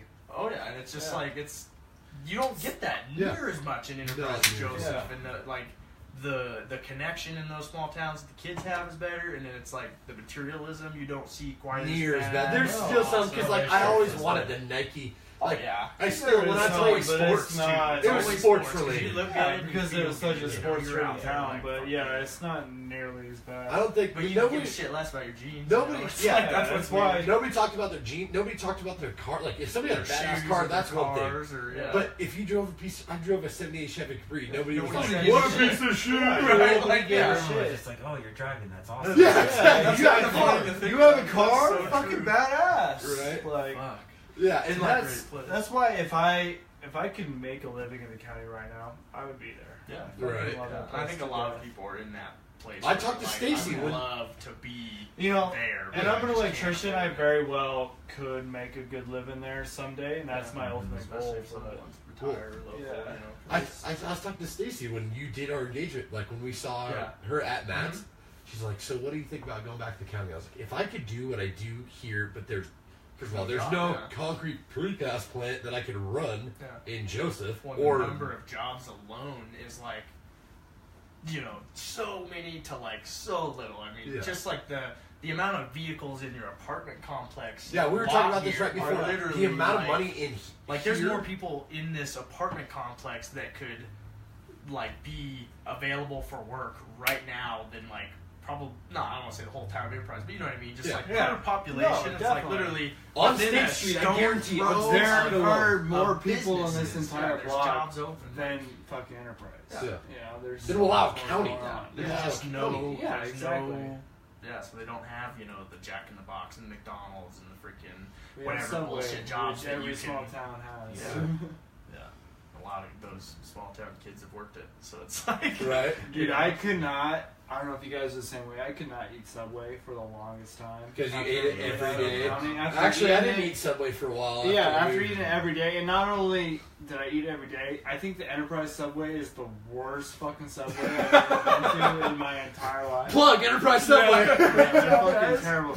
I remember Jordan Wolf used to go in there. He always got a bacon and it was all his sandwich was bacon and like a sauce or something. That's all it was. They still charged him fucking $6 for it. Like it was bullshit. The BLT basically. Do you want to check your phone real quick to see if we have any comments? Because I don't think the laptop's updating. And if there's not, we should probably go on story time because we've been going for almost 2.5 hours. Amanda's watching The Curious Case of Benjamin Button without me. Oh shit! I saw that. Damn it! Saw that Sunday. Right? Are you in the doghouse? I probably am now. I think is how that works. Alright. She was pretty upset that I was going to be gone all day, but yeah, we were going for 2.5 hours. Oh, Anthony said, "Don't stop." We're going. Well, hold on. We're Buying getting- a car, Ian Bain said, buying a car 3 years old is a great sweet spot. You don't absorb the huge initial depression, which we talked about. Yeah. We just talked about it, but still have a dependable long-term vehicle. Yeah. Great. And that's part for me being, like that trip to Montana, fucking 700 miles or whatever it was, and it's like my car. It's actually not an STI, which it's not. further is a better investment for I me saw the spoilers. because an STI, and I paid $200 to put the spoiler on it, but I didn't pay the 10 G's extra to get the STI because it's like. Why do you I don't need it? and I, being a car enthusiast, even do see the value in look at all the nicer race car parts. You have an extra gear in the engine. No, actually this is a 6-speed. So the 2015 WRX they've changed a little bit. Oh, to where it's a 6-speed. a 6-speed now. And it Because can be tuned. that used to be the big thing about WRX. Which it's not. They were It's not 5-speed the and 6-speed that the STI has, Yeah. but it is a 6-speed. Yeah. Okay. But with that, the STI gets like 20 miles to the gallon. My car gets 30. So Yeah, it's so like it gets way better better. fuel Yeah, I mean, mileage. dude, It's cheaper. It's the just, WRX is plenty fucking fast. Right. Well, You don't need. well, and actually these ones, the engine's different than like the older Yeah. WRXs. So these ones can be tuned like electronically, very cheap. The STI, as far as like performance, the STI, the big thing that you're paying in is the chassis. Yeah. But a WRX is still a fucking. Well, and the fact you're great paying for fucking literally car, the like- STI on the back, Yeah. just like a Well, a Nike bit logo. of internals too, Well, as no- far as the body. But You know, And honestly, the like, seats I are don't- different, But I'm I saying don't like the care. cool factor of you're getting this extra shit, but also it's like I put a wing I on guess. it. I put a wing on it, and everybody thinks it's an STI. Well, So and you just gotta the fucking alright, the STI is cool. It's great. It's got the chassis different, the tranny's different, but the $10,000 price difference is not fucking worth it. That's what I'm No, saying. not You can at do it all. yourself. Yeah. Not at all. You can you can put spend upgrades. $1,000 of upgrades Yeah. to make it faster.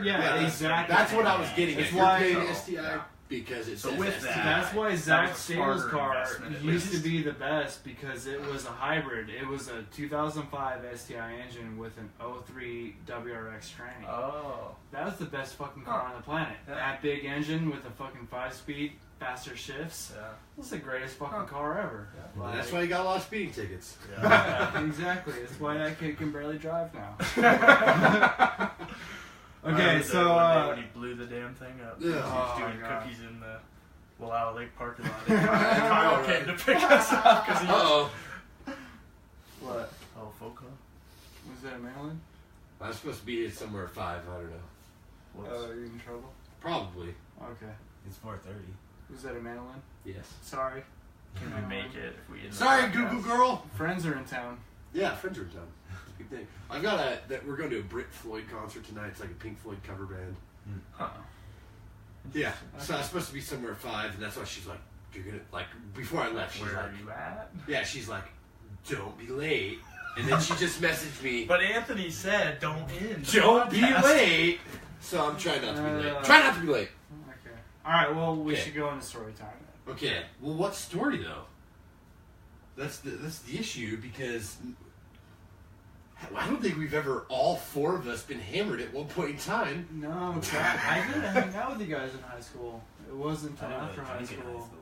Yeah, you didn't drink at all. I Say we- I remember the first time I saw you all- drunk, there was like a trip to me. I'm like, whoa. Yeah, okay. That's the first one I think of. I Story remember time that about in me and Cameron, Corvallis. at The least. first time I ever drank with you was in Corvallis, and I was with Hannah and Tori and Carly. Say Halloween? No, that was a different time. Yeah, I don't remember. It was around that time though, Yeah. and we were super drunk. And we're like, let's go hang out with Kyle. I was like, Kyle doesn't drink. Let's. Yeah, you were like, Like, what the- no. You're Yeah, like, I'm trying to get drunk right now. Like, let's drink. And then I showed up at your house, and you were drinking, and me and you just fucking talked and bullshitted all night. And I was like, Fuck yeah, Kyle's the shit. I remember, yeah. Because in high school, like we we used to drink a lot, and then when I went to Enterprise, I kind of toned down for like football season and the wrestling season a little bit, and then then baseball season. I don't give a shit. Yeah. But anyway, long story short, then I remember like Kyle would be around and like we'd drink a little bit, but never did. And so the first time I saw you drink, it was like, what? Kyle's drinking? And then you're all talkative and like, I'm like, oh man, this is drunk Kyle. This is cool. We're getting you. Hey, have another. Let me think of a story. Time he was in Right. What about the night you broke your hand? Which time? Which time? At Pages? Oh. Okay, story time. That's a pretty dirty story, but I'm gonna tell it anyway. yeah, let's do it. It's Let's well. do it, yeah. We, because we're dirty juvenile delinquents at the time, we had to. Was that stolen alcohol? Yeah, that was still on. Anyway, That was. I'm gonna surpass that. We're So gonna Wild sell County it, buddy. PD. But it was Sean. I hate to say it this way, but Sean's not here anymore, Yeah. so nobody's gonna get in trouble anyways. Right. But Yes. so our buddy Sean, rest in peace. Right, R.I.P. One of the best friends I've ever had in my life. He used to work at Lear's, who was the mayor of our town and our basketball coach. Oh my gosh. And he worked there. He waited tables in Lear's restaurants and a restaurant. And one night he texted me. He's like, "Hey, be out in the alley behind Lear's in my like God. 15 minutes. You'll know what I'm talking about when you get there." And I show up and there's this big red Great. bin sitting in the alley, GMC. and it's just like full to the fucking top with beer, and it had like 3 bottles of liquor sitting on top of it that he stole out of the back room. And I was like, Yeah. all right, cool. So we took it. We drank that night. Didn't get through that much of it. We saved it for the next weekend. The next weekend, This is called karma. Paige Munyon wanted to have a party at her house. This is great. And- So we were there. There's a few people. Carson and Sean got in a fist fight. It was Yeah. hilarious. And then I knocked no, that you knocked him motherfucker down. out. Yeah, no, it was. And he tried to talk some shit to It's me because afterwards. Marcus and I destroyed them at beer pong in literally like Well, no, 4 because turns. Sean fucked it up because we had 2 cups left. It was like 2 to like 4 or 5. Marcus and I You guys were being back to back made it. Bam, we got bam. balls He back, went to bounced. swipe the ball away and he hit our cups and just knocked them off Literally the table. 4 turns. We got balls back every And we time. lost him, and so I was like talking shit to him. I was like, "Sean, you the fucking fuck? dumbass! You lost the game for us!" And like I was just talking shit to him. And this is back in the day when we actually had drinks in the cups, and Yeah. we were doing screwdrivers in every Yeah, cup we that did, night. liquor. So it had a shot of vodka and orange juice in every cup that night. It was brutal. It was brutal. and we're like 16, We're 17. 17 years Yeah, and fucking, so I was talking shit to him. I was over on the side table, like pouring their drinks into mine. I was just talking shit to him, and he finally got mad. He's like, "I'm gonna kick your ass" or something like that. And I was like, "Huh?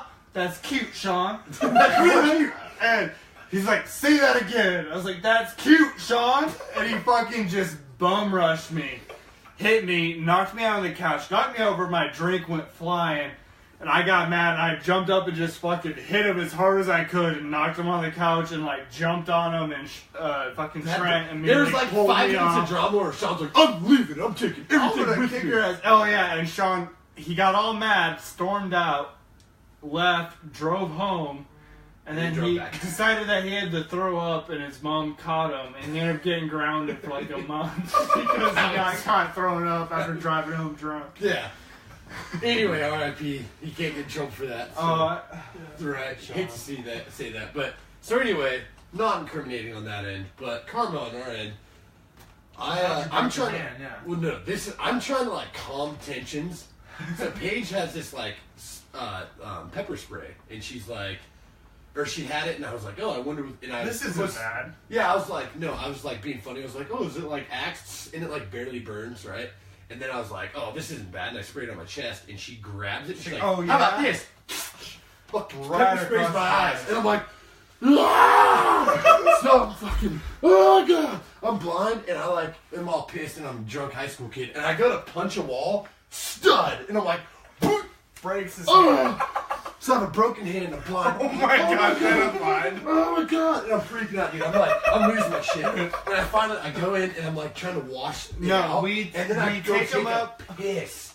Oh, of course, yeah. So my dick and balls are on fire, right? I'm like, No, oh, we God. take him and we put him in the shower, and it There's starts 10 running down. So his whole body, there's a streak. His whole body, all the way down to his dick. I'm butt naked. Visualize this. There's a bowl of ice, and I have my dick and balls in a bowl of ice with the shower coming down. And you're like, rinsing. Oh yeah, There's and 10 people. There's like 4 of us. It's like me, Marcus, Cody Duquette, Brock. We're all like filling up like cups of water, like one in his eyes, one on his dick, one in his eyes, one on his dick. And everybody's like pissing, and they have it on their hands too. Everybody's just like running like, my dick's on fire, Yeah. freaking out. Didn't Marcus like pee on her? Oh, Yeah, this exactly. Some So shit like Marcus small falls town, you hear asleep these in stories. Paige's mom's room, and he wakes up in the middle of the night, drunk as fuck, doesn't know where he's at, just starts pissing, and people like grab him or trying to pull him, and he's still pissing. on the So wedding yeah, dress. he pisses all over like their clean clothes that are folded in the laundry basket. Yeah. And On the she wedding had dress. she had her wedding dress hanging in the closet, pissed all over the wedding dress.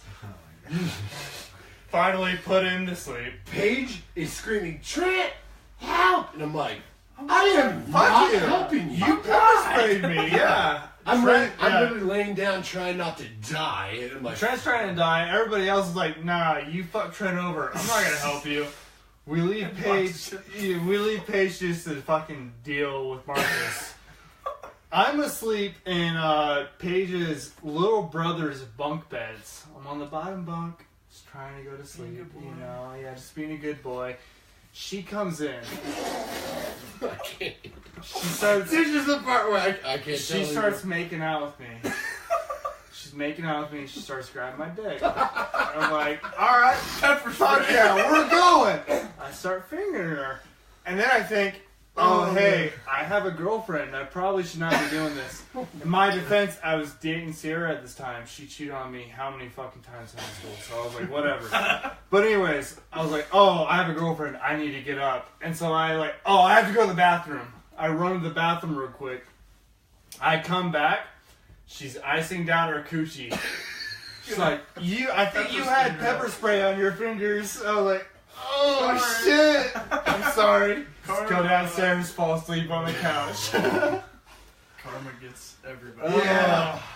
So I got my face and my balls, and that was great. I was unaware of all that because I was literally had ice on my balls laying in a room with ice on my face and my balls like this. I'm like, wow, I made some really terrible life choices as of recent. Don't play with pepper spray. Yeah, no, so I learned Tasers, like, probably would be. Tasers Yeah, are At least that's only one's that. I've done that before too. cool. Right. Well, My mom's a private investigator. She like carries Really? that See- shit around with her all the time. So No, that's something actually that I've thought about with like camera gear and shit. Like, Oh, yeah. what if, and Dude. maybe not have a PI license, but at least be able to She, subcontract for PIs. it's, Hey, we need a camera guy it's- to do this. Like, you might need to get a license even to like do Yeah. like the subcontracting, but it's super easy to get a license. Dude, you make a lot of money. Yeah. Cause I'll go and do shit for them. Like a couple months ago, all I did was go downtown, and my mom put a tracking device on some chase car that they were tracking, and that's kind of cool. yeah, I followed the tracking device. I went to town. All I did was watch the car for a while. I walked around and looked for the car of the guy that she was cheating on her husband with, because that's who hired her, hired us. It was her husband, and I just looked for his car, and then I sat and watched it for a while. Took a couple pictures of the car, made $200. yeah. Well, see, that's what I'm saying. Like, I could be like Yeah. 100, 200 yards down the street with a long lens. Yeah. Taking Exactly, good dude. photos. My and, like, mom getting the works, shit they need. You know? Like probably 10, maybe 20 hours at the most a week, Wow. and she makes real good money. Huh. Where is Like, she at? Here in Boise, Oh. yeah. I'll have to Yeah. get some contact. it's a good information way and be to like, do it, man, dude. might as well. It's kind of an awesome job. I mean, Yeah. there's shitty parts. She has to wake up at like 3 in the morning and Yeah. go steal garbage and shit like that. Yeah. But That is shitty. for the But that's- most part, it's a pretty cool fucking job. do it for Yeah. yourself. So, Yeah, it's a pretty cool job.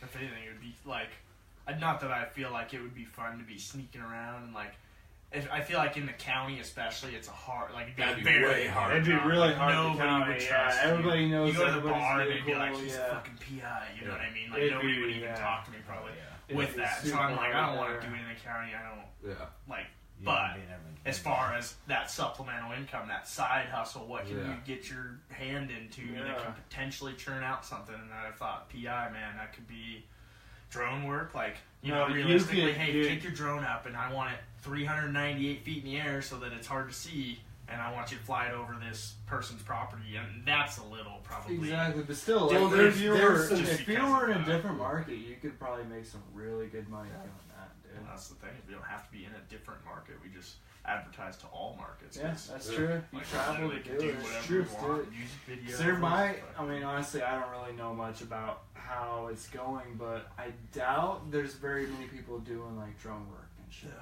Like, you Yeah, could for probably sure. make some good money doing that. Or even like, I mean, aerials, and that's where I was gonna say though. I don't know because they're with the commercial drone license. I think I could, but it is like property laws and shit. Yeah, there's- like, Yeah. especially aerial. There's a lot of that's privacy little laws bit, with yeah. PI. Actually, you I would don't probably know have with to do a lot of drone. research on it. That would be something. Yeah. But sure. Cool. All right, but we should probably wrap this up because we're going up on 3 hours now. Yeah. It's a Joe Rogan-esque podcast. Yeah, this is a Joe Rogan-esque one. This was a good one though. I think this was definitely by This far is the best by There's far. at least a the few best good one things. we've had. Thanks guys for coming on. Yeah. Appreciate it. Appreciate Thanks for having that. us. I would like to have you guys fucking just be regulars. We can do the screen share and shit, so you guys can be on anytime that you want. Yeah, you And- guys come up to the county and we'll figure Yeah, out. we'll have to do one of for those sure. too. I mean, we'll be up there We're gonna soon. do an but- outside one at Willella Lake maybe. We should. I was thinking about the day we should go to other locations other than the extra bedroom in my apartment. Right. All right. Well, All right, guys. See so, you guys. Go first off. You need to go check out Good Times Outdoors. Go to their Facebook page, see YouTube first. page, Facebook page. Straightforward. You know, Facebook/Good Times Outdoors. Every word's capitalized, and then Yeah, YouTube. You'll find it either way. Yeah, YouTube. Just type in Good Times Outdoors. Good Times Outdoors. Good Times. Good Times Outdoors. Just type that in. If you find one of their videos, just click on the link for their page. That's the easiest way. Alcohol Inhibitions. We have our podcast, iTunes, Google, It's all over the place. all the major ones. we Check have them out. links for those. Website Yep. as well. Yeah, we have a as well. website. We have a website as well. We have one website. We're working on a better one. It'll be out soon. And we have alcoholinhibitions@gmail.com if you want to get a hold of us.